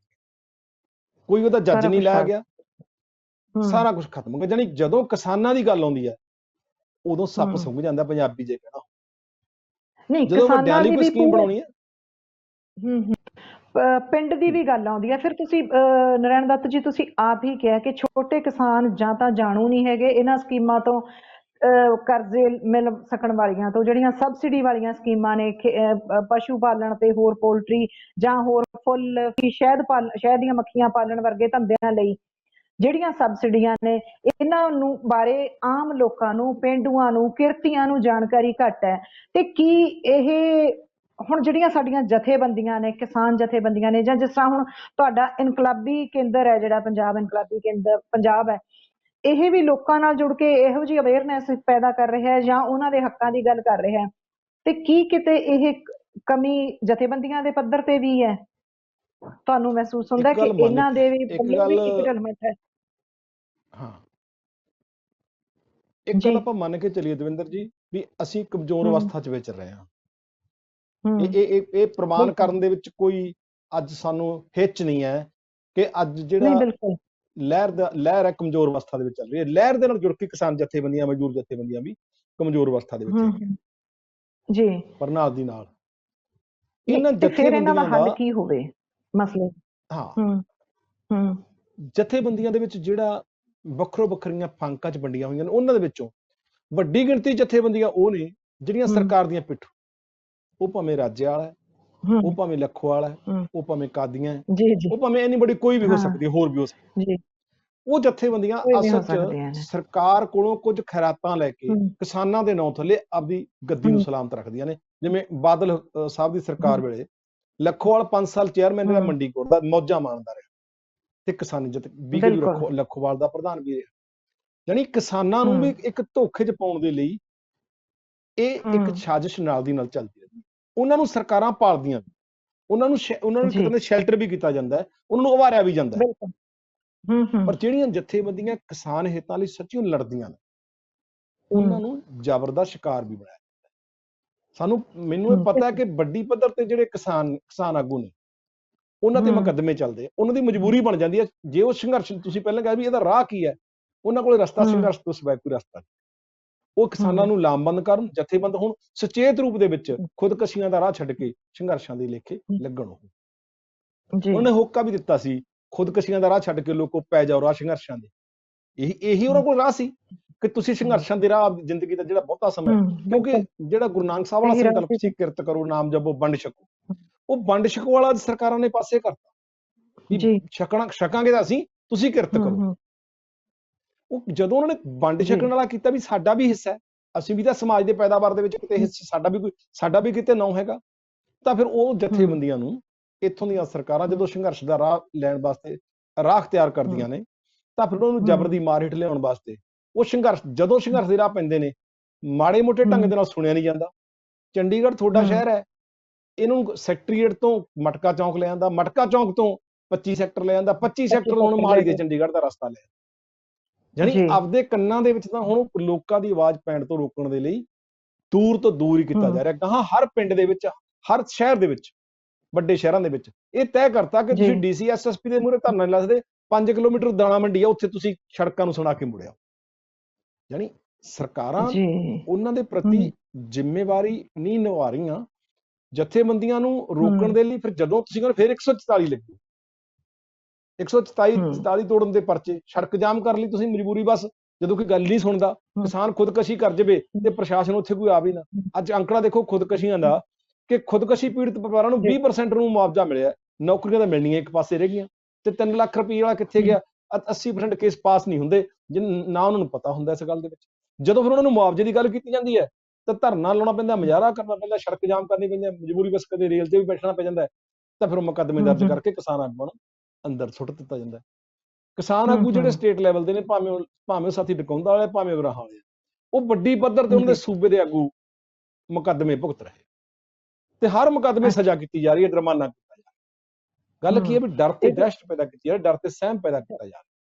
ਹਾਂਜੀ, ਇਹਨੂੰ ਜਦੋਂ ਪਿੰਡ ਨੂੰ ਸ਼ਹਿਰ ਤੋਂ ਖਾਰਜ ਕਰਨ ਲਈ ਇਹੋ ਜਿਹੇ ਕੇਸ ਪਾਏ ਜਾ ਰਹੇ ਨੇ। ਸਾਰਾ ਕੁਝ ਇੱਕ ਪੈਰਲਲ ਸਿਸਟਮ, ਜਿਵੇਂ ਕਿ ਤੁਸੀਂ ਕਿਹਾ, ਕੁਝ ਸਰਕਾਰ ਕਿਸਾਨਾਂ ਦੀਆਂ ਸਰਕਾਰੀ ਜਥੇਬੰਦੀਆਂ ਆਪਾਂ ਉਹਨਾਂ ਨੂੰ ਮੰਨ ਲਈਏ, ਜੋ ਸਰਕਾਰ ਦੀ ਪੁਸ਼ਤ ਪਨਾਹੀ ਹੇਠ ਪਲਦੀਆਂ ਨੇ, ਜਿਨ੍ਹਾਂ ਦਾ ਤੁਸੀਂ ਜ਼ਿਕਰ ਕੀਤਾ ਹੈ, ਤੇ ਇਸ ਤਰ੍ਹਾਂ ਕਿਸਾਨਾਂ ਨੂੰ ਮੁਕੱਦਮਿਆਂ 'ਚ ਫਸਾਇਆ ਜਾਂਦਾ ਹੈ। ਤੇ ਇਹ ਮੁਕੱਦਮਿਆਂ ਦਾ ਥੋੜਾ ਜਿਹਾ ਹੋਰ ਖੁਲਾਸਾ ਕਰ ਦਿਓ, ਕਿਹੜੇ ਕਿਹੜੇ ਕਿਸਾਨ ਆਗੂ ਜਾਂ ਕਿਹੜੀਆਂ ਕਿਹੜੀਆਂ ਜਥੇਬੰਦੀਆਂ ਦੇ ਆਗੂ, ਬਹੁਤ ਸਾਰੇ, ਕਿੰਨੇ ਕੁ ਮੁਕੱਦਮਿਆਂ 'ਚ ਉਲਝਾਏ ਗਏ ਨੇ ਸਰਕਾਰਾਂ ਵੱਲੋਂ, ਜੇ ਇਹਦੇ ਬਾਰੇ ਤੁਹਾਡੇ ਕੋਲੇ ਇਹਦੀ ਮੈਂ ਥੋੜਾ ਤੁਹਾਨੂੰ ਜਿਹਾ ਇੱਕੋ ਵਿਸਥਾਰ ਨਾਲ। ਐਗਜ਼ਾਮਪਲ ਦਿੰਨਾ, ਇੱਕੋ ਹੀ ਜੀ ਤੁਹਾਨੂੰ ਉਦਾਹਰਨ ਦੇ ਦਿੰਨਾ ਮੈਂ, ਕਿ ਪਿਛਲੇ ਜੀ ਸਮੇਂ ਜੀ। 'ਚ ਆਪਾਂ ਵੱਡੀ ਐਜੀਟੇਸ਼ਨ ਲੜੀ ਕਿਰਨਜੀਤ ਕੌਰ ਕਤਲकांड ਐਗੂ ਦੀ ਕਰਮਜੀਤ। ਕਮੇਟੀ ਮਹਿਲ ਕਲਾਂ ਦੇ ਆਗੂ ਮਨਜੀਤ ਧਨੇਰ ਵਾਲੀ। ਮਨਜੀਤ ਨੇ, ਵਾਹ ਮਨਜੀਤ ਵਾਹ ਧਨੇਰ ਨੇ ਜੀ। ਪਿਛਲੇ 2 ਮਹੀਨੇ ਪਹਿਲਾਂ ਆਪਦਾ ਪਾਸਪੋਰਟ ਬਣਾਉਣ ਵਾਸਤੇ ਅਪਲਾਈ ਕਰ ਦਿੱਤਾ, ਜੀ। ਤਾਂ ਉਹਦੇ ਖਿਲਾਫ 7 ਮੁਕੱਦਮੇ ਅਜਿਹੇ ਨਿਕਲੇ ਜਿਨ੍ਹਾਂ ਦਾ ਕਹਿੰਦੇ ਫੈਸਲਾ ਨਹੀਂ ਹੋਇਆ ਹਾਲੇ ਤੱਕ, ਜਾਨੀ ਉਹਦੇ ਤਲਵਾਰ ਲੰਕਦੀ ਹੈ। 7 ਮੁਕੱਦਮੇ ਇਕੱਲੇ ਮਨਜੀਤ ਤੇ। ਇਹ ਹਾਲ ਹੈ, ਜਾਨੀ ਬੂਟਾ ਸਿੰਘ ਬੁਰਜਗਿੱਲ ਤੇ, ਝੰਡਾ ਸਿੰਘ ਜੇਠੂਕੇ ਤੇ, ਜੋਗਿੰਦਰ ਅਗਰਾਹਾਂ ਤੇ, ਇਹਨਾਂ ਤੇ ਕਿੰਨੇ ਕਿੰਨੇ ਨੇ, ਕੋਈ ਗਿਣਤੀ ਨਹੀਂ ਹੈ। ਅੱਛਾ, ਸੰਗੀਨ ਮੁਕੱਦਮੇ ਨੇ, ਸੰਗੀਨ ਮੁਕੱਦਮੇ ਬਣਾਏ ਗਏ ਨੇ। ਹਾਂਜੀ, ਬਿਲਕੁਲ। ਮੁਕੱਦਮੇ ਉਹ ਜਿਹੜੇ ਹੈਗੇ ਆ, ਤੁਸੀਂ ਸਭ ਤੋਂ ਵੱਡਾ ਤਾਂ ਹੁਣ ਗਾਹਾਂ ਤਾਂ ਇਹ ਵੀ ਲੈ ਆਏ ਸੀ ਵੀ ਪ੍ਰਾਪਰਟੀ ਦਾ ਕਹਿ ਦੇਣਗੇ, ਸੜਕ ਚੱਲਣੀ ਸੀ, ਨੁਕਸਾਨ ਲੱਖ ਰੁਪਏ ਦਾ ਹੋ ਗਿਆ, ਰੇਲਵੇ ਗੱਡੀ ਨੇ ਲੰਘਣਾ ਸੀ, ਨੁਕਸਾਨ ਕਰੋੜ ਰੁਪਏ ਦਾ ਹੋ ਗਿਆ। ਉਹ ਜਿਹੜੀਆਂ ਕਿਸਾਨ ਆਗੂਆਂ ਦੀਆਂ ਜਾਇਦਾਦਾਂ ਨੇ ਉਹਨੂੰ ਕਰ ਰਹੇ ਆ ਵੀ ਅਟੈਚ ਕਰ ਰਹੇ ਆ, ਪ੍ਰਾਪਰਟੀ ਅਟੈਚ ਕਰਕੇ, ਵੀ ਜਿਹੜੀ ਇਹਦੀ ਭਰਪਾਈ ਹੈ ਕਿਸਾਨ ਨੂੰ ਦੱਸਣ ਦੀ ਲੋੜ ਹੀ ਨਹੀਂ ਵੀ ਉਹ ਕਿਸਾਨ ਦੀ ਜਿਹੜੀ ਪ੍ਰਾਪਰਟੀ ਦੀ ਵੇਚ ਕੇ ਉਹਦਾ ਜਿਹੜਾ ਨੁਕਸਾਨ ਹੈ, ਨੁਕਸਾਨ ਦੀ ਪੂਰਤੀ ਕਰਨ ਦਾ ਰਾਹ ਪੱਧਰਾ ਰੱਖਦੇ ਨਹੀਂ। ਗੱਲ ਕੀ ਵੀ ਗੱਲ ਮਸਲੇ ਨੂੰ ਹੱਲ ਕਰਨ ਵੱਲ ਨਹੀਂ, ਸਗੋਂ ਜ਼ਬਰ ਦਾ ਰਾਹ, ਜ਼ਬਰ ਦੇ ਜਿਹੜੇ ਸੰਦ ਨੇ ਉਹ ਹੋਰ ਤਿੱਖੇ ਕੀਤੇ ਜਾ ਰਹੇ, ਕਾਨੂੰਨ ਹੋਰ ਵੱਧ ਜਿਹੜੇ ਹੈਗੇ ਆ ਉਹਨਾਂ ਨੂੰ, ਕਾਨੂੰਨਾਂ ਨੂੰ ਤਿੱਖਾ ਕੀਤਾ ਜਾ ਰਿਹਾ, ਉਹਦੇ ਜਿਹੜੇ ਜਾਬਰ ਸੰਦ ਨੇ ਉਹ ਹੋਰ ਵੱਧ ਤਾਕਤਵਰ ਬਣਾਏ ਜਾ ਰਹੇ ਆ। ਇਹ ਹਾਲਤ ਹੈ ਕਿ ਜਦੋਂ ਕਿਸਾਨਾਂ ਦੇ ਨਾਲ ਸਰਕਾਰ, ਜਦੋਂ ਕਿਸਾਨਾਂ ਦੀਆਂ ਮੰਗਾਂ ਨੂੰ ਲੈ ਕੇ ਕਿਸਾਨ ਜਥੇਬੰਦੀਆਂ ਸੰਘਰਸ਼ ਦੇ ਮੈਦਾਨ 'ਚ ਨਿਕਲਦੀਆਂ ਨੇ, ਉਹਨਾਂ ਨੂੰ ਲੀਹੋਂ ਲਾਉਣ ਦੇ ਲਈ, ਉਹਨਾਂ ਤੇ ਜ਼ਬਰ ਤਸ਼ੱਦਦ, ਕਿਉਂਕਿ ਜਦੋਂ ਕੋਈ ਕਿਸਾਨ ਆਗੂ ਅਸਲ 'ਚ ਉਹ ਵੀ ਤਾਂ ਖੇਤੀ ਕਰਦਾ ਨਾ, ਉਹਦੇ ਤੇ ਵੀ ਤਾਂ ਪਰਿਵਾਰ ਨਿਰਭਰ ਹੈ, ਉਹ ਵੀ ਤਾਂ ਪਿੰਡ ਦਾ ਇੱਕ ਹਿੱਸਾ ਹੈ, ਸਮਾਜ ਦਾ ਇੱਕ ਹਿੱਸਾ ਹੈ। ਜਦੋਂ ਕਿਸਾਨ ਆਗੂ ਨੂੰ ਫੜ ਕੇ ਪੁਲਿਸ ਲੈ ਜਾਂਦੀ ਹੈ, ਜਦੋਂ ਕੋਈ ਧਰਨਾ ਮੁਜ਼ਾਹਰੇ ਦਾ ਐਲਾਨ ਹੁੰਦਾ ਹੈ, ਤਾਂ ਛਾਪੇ ਪੈਣੇ ਸ਼ੁਰੂ ਹੋ ਜਾਂਦੇ 2 ਦਿਨ ਪਹਿਲਾਂ ਹੀ, ਘਰਾਂ ਚੋਂ ਬਾਹਰ ਹੋ ਜਾਓ। ਗੱਲ ਕੀ ਹੈ ਕਿ ਐਜੀਟੇਸ਼ਨਾਂ ਨੂੰ ਫੇਲ ਕਰਨ ਦੇ ਲਈ ਸਰਕਾਰ ਦੀ ਜਿਹੜੀ ਨੀਅਤ ਹੈ ਸਾਫ਼ ਨਹੀਂ ਹੈ, ਨਾ ਦਿਆਨਤਦਾਰੀ ਹੈ, ਨਾ ਇਮਾਨਦਾਰੀ ਹੈ। ਨਾ ਤਾਂ ਇਮਾਨਦਾਰ ਜਿਹੜਾ ਹੈਗਾ, ਮਸ਼ੀਨਰੀ ਵੀ ਬਹੁਤ ਵੱਡੀ ਹੈ, ਸਰਕਾਰੀ ਮਸ਼ੀਨਰੀ ਬਹੁਤ ਵੱਡੀ ਹੈ, ਬਹੁਤ ਇਲੈਬੋਰੇਟਿਵ ਹੈ, ਉਹਨੂੰ ਮਜ਼ਬੂਤ ਕੀਤਾ ਜਾ ਰਿਹਾ। ਹੁਣ ਰੁਜ਼ਗਾਰ, ਬੇਰੁਜ਼ਗਾਰਾਂ ਨੂੰ ਰੁਜ਼ਗਾਰ ਨਹੀਂ ਦੇਣਾ, ਜਿਹੜਾ ਘਰ ਘਰ ਰੁਜ਼ਗਾਰ ਦਾ ਵਾਅਦਾ ਕੀਤਾ ਸੀ, ਹੁਣ ਤਾਂ ਰੁਜ਼ਗਾਰ ਕਿੱਥੇ ਰਹਿ ਗਿਆ, ਜਾਂ ਮਿਲਟਰੀ 'ਚ ਰਹਿ ਗਿਆ ਜਾਂ ਪੁਲਿਸ 'ਚ ਰਹਿ ਗਿਆ। ਬਾਕੀ ਤਾਂ ਸਾਰੇ ਅਦਾਰੇ ਆ ਪਿਛਲੇ ਸਮੇਂ 'ਚ ਜਿਹੜਾ ਸੀਗਾ, ਜਦੋਂ ਆਪਣਾ ਸ਼ਹੀਨ ਬਾਗ ਵਾਲੀ ਜਿਹੜਾ ਨਾਗਰਿਕਤਾ ਸੋਧ ਕਾਨੂੰਨ ਚੱਲਿਆ, ਉਦੋਂ BSL ਵੇਚਤੀ, ਉਦੋਂ ਬੈਂਕਾਂ ਵੇਚਤੀਆਂ, ਉਦੋਂ LIC ਵੇਚਤੀ, ਉਦੋਂ ਸਾਡੀ ਜਹਾਜ਼ਰਾਨੀ ਵੇਚਤੀ, ਉਦੋਂ ਸਾਡੀਆਂ ਜਿਹੜੀਆਂ ਦੂਜਾ ਸੀਗਾ ਜਿਹੜੇ ਭਾਰਤ ਪੈਟਰੋਲੀਅਮ ਉਹ ਵੇਚਤੀ। ਗੱਲ ਕੀ ਹੈ ਵੀ ਸਾਰੇ ਸਰਕਾਰੀ ਅਦਾਰੇ ਅਡਾਨੀਆਂ ਤੇ ਅਵਾਨੀਆਂ ਦੇ ਹਵਾਲੇ ਕੀਤੇ ਜਾ ਰਹੇ ਆ। ਤੇ ਜਿਹੜੇ ਜਿੱਥੋਂ ਸਾਡੇ ਬੱਚਿਆਂ ਨੂੰ ਰੁਜ਼ਗਾਰ ਮਿਲਣਾ, ਜਿੱਥੋਂ ਸਾਡੇ ਬੱਚਿਆਂ ਨੂੰ ਰੁਜ਼ਗਾਰ ਮਿਲਣਾ, ਅਸਲ 'ਚ ਉਹ ਅਦਾਰੇ ਖਤਮ ਕਰਕੇ ਕੱਲੀ ਕੱਲੀ ਚੀਜ਼ ਪੜਾਅ ਦਰ ਪੜਾਅ ਉਹਨਾਂ ਦੇ ਹਵਾਲੇ ਕੀਤੀ ਜਾ ਰਹੀ। ਮੇਰਾ ਇੰਨਾ ਹੀ ਸਵਾਲ ਹੈ ਕਿ ਸਾਡੇ ਉਹਨਾਂ ਕੋਲ ਪੈਸਾ ਜਾਂਦਾ ਕਿੱਥੋਂ ਹੈ? ਸਾਡੀ ਕਿਰਤ ਦਾ ਪੈਸਾ ਹੈ ਰਵਿੰਦਰ ਜੀ, ਹੋਰ ਕਿਤੋਂ ਨਹੀਂ ਜਾਂਦਾ ਪੈਸਾ। ਸਾਡੇ ਕਿਰਤੀਆਂ ਦੇ ਖੂਨ ਪਸੀਨੇ ਦੀ ਕਮਾਈ ਜਿਹਦਾ ਮੁੱਲ ਪੂਰਾ ਨਹੀਂ ਦਿੰਦੇ, ਇਸੇ ਕਰਕੇ ਉਹਨਾਂ ਦੇ ਮਹਿਲ ਉਸਰਦੇ ਆ। ਇਸੇ ਕਰਕੇ ਜੇ ਅੰਬਾਨੀ ਏਸ਼ੀਆ ਦਾ ਸਭ ਤੋਂ ਅਮੀਰ ਵਿਅਕਤੀ ਹੈ, ਉਹ ਅੰਬਾਨੀ ਦੀ ਕਮਾਈ ਨਹੀਂ ਹੈ, ਅਸਲ 'ਚ ਉਹ ਲੱਖਾਂ ਕਿਰਤੀ ਜਿਹੜੇ ਕੰਮ ਕਰਦੇ ਆ, ਉਹਨਾਂ ਦੀ ਨਿਚੋੜੀ ਹੋਈ ਰੱਤ ਹੈ, ਜਿਹਦੇ ਕਰਕੇ ਉਹ ਅਮੀਰ ਹੈ ਤੇ ਸਾਡੇ ਜਿਹੜੇ ਕਿਰਤੀ ਨੇ ਉਹਨਾਂ ਦੇ ਘਰਾਂ 'ਚ ਭੰਗ ਭੁੱਜਦੀ ਹੈ। ਇਹ ਹਾਲਤ ਜਦੋਂ ਬਣਾਈ ਹੋਈ ਹੈ ਤਾਂ ਲਾਜ਼ਮੀ ਹੈ ਕਿ ਇਸ ਗੱਲ ਦਾ ਸਿੱਟਾ ਕਿ ਜਿਹੜੀ ਕਿਸਾਨੀ ਹੋਰ ਵੱਧ ਸੰਕਟ ਦੇ ਵਿੱਚ ਜਾ ਰਹੀ ਹੈ। ਪਰ ਫਿਰ ਵੀ ਇੱਕ ਗੱਲ ਇਹ ਸਾਫ਼ ਹੈ ਕਿ ਕਿਸਾਨਾਂ ਅੰਦਰ ਲੜਨ ਦੀ ਜਾਗ ਪੈਦਾ ਹੋ ਰਹੀ, ਕਿਸਾਨ ਸੂਝਵਾਨ ਹੋ ਰਹੇ ਆ, ਜਾਗਰੂਕ ਹੋ ਰਹੇ ਆ। ਜਦੋਂ ਮੈਂ ਖੁਦ ਵੀ ਖੇਤੀ ਕਰਦਾ ਸੀ ਉਸ ਸਮੇਂ ਦੇ ਨਾਲੋਂ ਅੱਜ ਪਿੰਡਾਂ ਦੇ ਵਿੱਚੋਂ ਕਿਸਾਨਾਂ ਨੂੰ ਵੱਧ ਹੰਗਾਰਾ ਹੈ, ਵੱਧ ਜਥੇਬੰਦੀਆਂ ਬਣ ਰਹੀਆਂ ਨੇ, ਇਕਾਈਆਂ ਬਣ ਰਹੀਆਂ ਨੇ, ਕਿਸਾਨਾਂ ਨੂੰ ਉਹ ਸੋਝੀ ਆਉਣ ਲੱਗੀ ਹੈ। ਉਹ ਨੌਜਵਾਨ ਵੀ ਪਰਤਣ ਲੱਗੇ ਹੈ ਆਪਦੇ ਇਤਿਹਾਸ ਵੱਲ। ਉਹ ਭਾਵੇਂ ਗਦਰੀ ਬਾਬਿਆਂ ਦਾ ਇਤਿਹਾਸ ਹੈ, ਉਹ ਭਾਵੇਂ ਬੱਬਰ ਕਾਲੀਆਂ ਦਾ ਇਤਿਹਾਸ ਹੈ, ਉਸ ਇਤਿਹਾਸ ਵੱਲ ਨੂੰ ਇੱਕ ਮੋੜਾ ਕੱਟਿਆ ਜਾਣ ਲੱਗਾ, ਜਿਹੜਾ ਸਾਡੇ ਵਾਸਤੇ ਸ਼ੁਭ ਸੰਕੇਤ ਹੈ ਕਿ ਜਿਨ੍ਹਾਂ ਨੇ ਅਸਲ 'ਚ ਸਾਡੇ ਇਤਿਹਾਸ ਦੇ ਵਾਰਸ ਬਣਨਾ, ਉਹ ਆਪਦੇ ਫਰਜ਼ ਖੁਦ ਸਮਝਣ ਲੱਗੇ ਆ। ਬਿਲਕੁਲ, ਇਹ ਬਿਲਕੁਲ ਸ਼ਗਨ ਹੈ। ਪਰ ਮੈਂ ਨਾਲ ਇਹ ਜਾਣਨਾ ਚਾਹੁੰਦੀ ਹਾਂ ਕਿ ਪਿੰਡ ਦੀ ਜਿਹੜੀ ਲੈਂਡਲੈਸ, ਜਿਹੜੇ ਜਿਨ੍ਹਾਂ ਕੋਲੇ ਜ਼ਮੀਨਾਂ ਨਹੀਂ ਹਨ, ਜਿਹੜੀ ਆਬਾਦੀ, ਭਾਵੇਂ ਉਹ ਖੇਤੀ ਦੇ ਧੰਦੇ ਨਾਲ ਜੁੜੀ ਹੋਈ ਹੈ ਜਾਂ ਭਾਵੇਂ ਉਹ ਹੋਰ ਨਿੱਕੇ ਨਿੱਕੇ ਕੰਮ ਕਰਕੇ ਪਿੰਡ ਦੀ ਹੀ ਆਰਥਿਕਤਾ, ਜਿਵੇਂ ਤੁਸੀਂ ਪਹਿਲਾਂ ਹੀ ਆਖਿਆ ਕਿ ਪਿੰਡ ਆਪਣੇ ਆਪ 'ਚ ਇੱਕ ਆਜ਼ਾਦ ਇਕਾਈ ਹੁੰਦਾ ਜੇ ਸਰਕਾਰਾਂ ਸੁਹਿਰਦ ਹੋਣ ਤੇ ਉਸ ਆਜ਼ਾਦ ਇਕਾਈ ਦਾ ਉੱਤੇ ਦੀ ਆਰਥਿਕਤਾ ਉੱਤੇ ਲੋਕਡਾਊਨ ਦਾ ਹੋਰ ਕੀ ਅਸਰ ਪਿਆ? ਸਭ ਤੋਂ ਵੱਡਾ ਅਸਰ ਇਹ ਪਿਆ ਕਿ ਪਿੰਡਾਂ ਦੇ ਵਿੱਚੋਂ, ਕਿਉਂਕਿ ਖੇਤੀ ਦੀ ਮਸ਼ੀਨੀਕਰਨ ਹੋਣ ਦੇ ਨਾਲ ਪਿੰਡਾਂ ਦੇ ਮਜ਼ਦੂਰਾਂ ਨੂੰ ਹੀ ਉਹ ਰੁਜ਼ਗਾਰ ਦੇ ਸੋਮੇ ਖੇਤੀ ਦੇ ਵਿੱਚੋਂ ਘਟੇ ਹੈ। ਇਹ ਹਕੀਕਤ ਹੈ। ਇਹ ਹਕੀਕਤ ਹੈ, ਬਿਲਕੁਲ ਗੋਡੀ ਜੀ। ਵਾਢੀ ਸਪਰੇ ਇਹ ਸਾਰਾ ਕੁਝ ਮਸ਼ੀਨੀਕਰਨ ਨੇ ਆ ਕੇ ਉੱਥੋਂ ਘਟਾਇਆ। ਤੇ ਪਿੰਡਾਂ ਦੇ ਸਾਡੇ ਮਜ਼ਦੂਰ ਸੀ ਜਿਹੜੇ, ਉਹ ਸ਼ਹਿਰਾਂ ਵੱਲ ਆਉਣੇ ਕਾਫੀ ਜ਼ਿਆਦਾ ਆਉਣੇ ਸ਼ੁਰੂ ਹੋਏ ਸੀ। ਜਿਹੜੇ ਉਸਾਰੀ ਦੇ ਖੇਤਰ ਦੇ ਵਿੱਚ ਹਰ ਪਿੰਡ ਦੇ ਵਿੱਚੋਂ 20 30 50 ਤੋਂ ਲੈ ਕੇ 100 ਤੱਕ ਮਜ਼ਦੂਰ, ਯਾਨੀ ਛੋਟਾ ਜਿਹਾ ਸ਼ਹਿਰ ਬਰਨਾਲਾ, 3 ਇੱਥੇ ਲੇਬਰ ਚੌਂਕ ਬਣ ਗਏ ਸੀ। ਇੱਕ ਬੱਸ ਆਪਣਾ ਲੇਬਰ ਚੌਂਕ ਹੀ ਵੱਜਦਾ, ਇੱਕ ਰੇਲਵੇ ਸਟੇਸ਼ਨ ਕੋਲੇ, ਇੱਕ ਸਾਡੇ ਕਚਹਿਰੀ ਚੌਂਕ ਕੋਲੇ, ਜਾਨੀ 3 ਥਾਵਾਂ ਤੇ ਆ ਕੇ ਸੈਂਕੜੇ ਮਜ਼ਦੂਰ ਖੜਦੇ ਸੀ, ਆਪਦੇ ਪਰਿਵਾਰਾਂ ਦਾ ਪਾਲਣ ਪੋਸ਼ਣ ਕਰਦੇ। ਉਹ ਤੇ ਤੁਸੀਂ ਸ਼ਹਿਰਾਂ ਤੋਂ ਇਹ ਮਸ਼ੀਨੀਕਰਨ ਦਾ ਸੱਟਾ ਆਇਆ। ਹਾਂ, ਠੀਕ ਹੈ ਜੀ। ਮਸ਼ੀਨੀਕਰਨ ਦੇ ਨਾਲ ਜਿਹੜੇ ਪੈਸਟੀਸਾਈਡ ਤੇ ਇਨਸੈਕਟੀਸਾਈਡ ਸੀ, ਨਦੀਨਨਾਸ਼ਕ ਤੇ ਕੀਟਨਾਸ਼ਕ, ਜਿਹੜੀਆਂ ਅੱਗੇ ਅਸੀਂ ਗੁੱਡ ਕੇ ਫਸਲ ਦੇ ਵਿੱਚੋਂ ਨਦੀਨ ਮਾਰਦੇ ਸੀ, ਅੱਜ ਉਹ ਇੱਕ ਸਪਰੇ ਨਦੀਨ ਮਾਰ ਦਿੰਦੀ ਹੈ। ਪਰ ਉਹਦੇ ਨਾਲ ਜੋ ਅਸਰ ਹੋ ਰਿਹਾ, ਜੋ ਉਹਦੇ ਮਾੜੇ ਅਸਰ ਨੇ, ਉਹਦੇ ਮਾੜੇ ਅਸਰ ਇਹ ਹੋ ਗਏ ਕਿ ਪਿੰਡਾਂ ਦਾ ਸਵੈ ਨਿਰਭਰ ਕੁਦਰਤੀ ਅਰਥਚਾਰਾ ਸੀ ਜਿਹੜਾ, ਉਹ ਰਿਸ਼ਤੇ ਬਦਲ ਗਏ। ਉਹ ਪਿੰਡਾਂ ਤੇ ਪੂਰੇ ਜਿਹੜੇ ਪਿੰਡਾਂ ਦੇ ਮਜ਼ਦੂਰ ਸੀ, ਉਹ ਉਸ ਪੱਧਰ ਤੇ ਨਿਰਭਰ ਨੇ ਜਿਹੜਾ ਅੱਗੇ ਸੰਤ ਰਾਮਦਾਸੀ ਦੇ ਬੋਲਾਂ ਵਾਂਗ ਜੱਟ ਤੇ ਸਿਰੀ ਦੀ ਸਾਂਝ ਸੀ। ਅੱਜ ਵੱਡੀ ਪੱਧਰ ਤੇ ਜੱਟ ਤੇ ਸਿਰੀ ਵਾਲਾ ਰਿਸ਼ਤਾ ਖਤਮ ਹੋ ਗਿਆ। ਪੂਰੇ ਸਾਲ ਲਈ ਬਹੁਤ ਗਿਣਤੀ ਦੇ ਪਰਿਵਾਰ ਨੇ ਜਿਹੜੇ ਮਜ਼ਦੂਰ ਨੂੰ ਰੱਖਦੇ ਆ, ਨਹੀਂ ਤਾਂ ਦਿਹਾੜੀ ਤੇ ਜਾਂ ਹੁਣੇ ਹੋਗਾ ਵੀ ਕਿ ਵੱਧ ਤੋਂ ਵੱਧ ਝੋਨੇ ਲਾਉਣ ਵਾਲੇ ਮਹੀਨੇ ਜਾਂ 2 ਮਹੀਨਿਆਂ ਵਾਸਤੇ ਰੱਖਿਆ ਜਾਂਦਾ ਹੈ। ਇਹ ਉਸ ਦੇ ਨਾਲ ਸਿੱਟਾ ਇਹ ਨਿਕਲਿਆ ਕਿ ਪਿੰਡਾਂ ਦਾ ਜਿਹੜਾ ਉਹ ਮਜ਼ਦੂਰ ਸੀ, ਜਾਂਦੇ ਉਹ ਰਹਿੰਦੇ ਪਿੰਡ 'ਚ ਹੀ ਨੇ, ਉਹ ਸ਼ਹਿਰ 'ਚ ਜਾ ਨਹੀਂ ਸਕਦੇ, ਸ਼ਹਿਰ 'ਚ ਰਹਿ ਨਹੀਂ ਸਕਦੇ। ਜੇ ਸ਼ਹਿਰ 'ਚ ਰਹਿੰਦੇ, ਸਲਮ ਬਸਤੀਆਂ 'ਚ ਰਹਿੰਦੇ ਆ। ਬਰਨਾਲੇ ਦੇ ਵਿੱਚ ਵੀ ਸਲਮ ਬਸਤੀਆਂ ਨੇ ਜਿੱਥੇ ਸ਼ਹਿਰਾਂ ਨੂੰ ਵੀ ਸ਼ਹਿਰ ਬਹੁਤ ਮਹਿੰਗਾ ਪੈ ਜਾਂਦਾ ਹੈ। ਹਾਂ, ਉਹ ਰਹਿ ਨਹੀਂ ਸਕਦੇ। ਜੀ ਜੀ ਜੀ। ਉਹਨਾਂ ਦਾ ਵੀ ਅਸਰ ਇਹ ਪੈ ਗਿਆ ਕਿ ਜਦੋਂ ਇੱਥੇ ਆ ਕੇ ਜਦੋਂ ਉਸਾਰੀ ਦੇ ਖੇਤਰ ਦੇ ਵਿੱਚ ਕੰਮ ਲਾਕਡਾਊਨ ਹੋ ਗਿਆ, ਤਾਂ ਉਹਨਾਂ ਦੇ ਕੋਲ ਉਹ ਹੱਥ ਹੋਰ ਵੱਧ ਵਿਹਲੇ ਹੋ ਗਿਆ।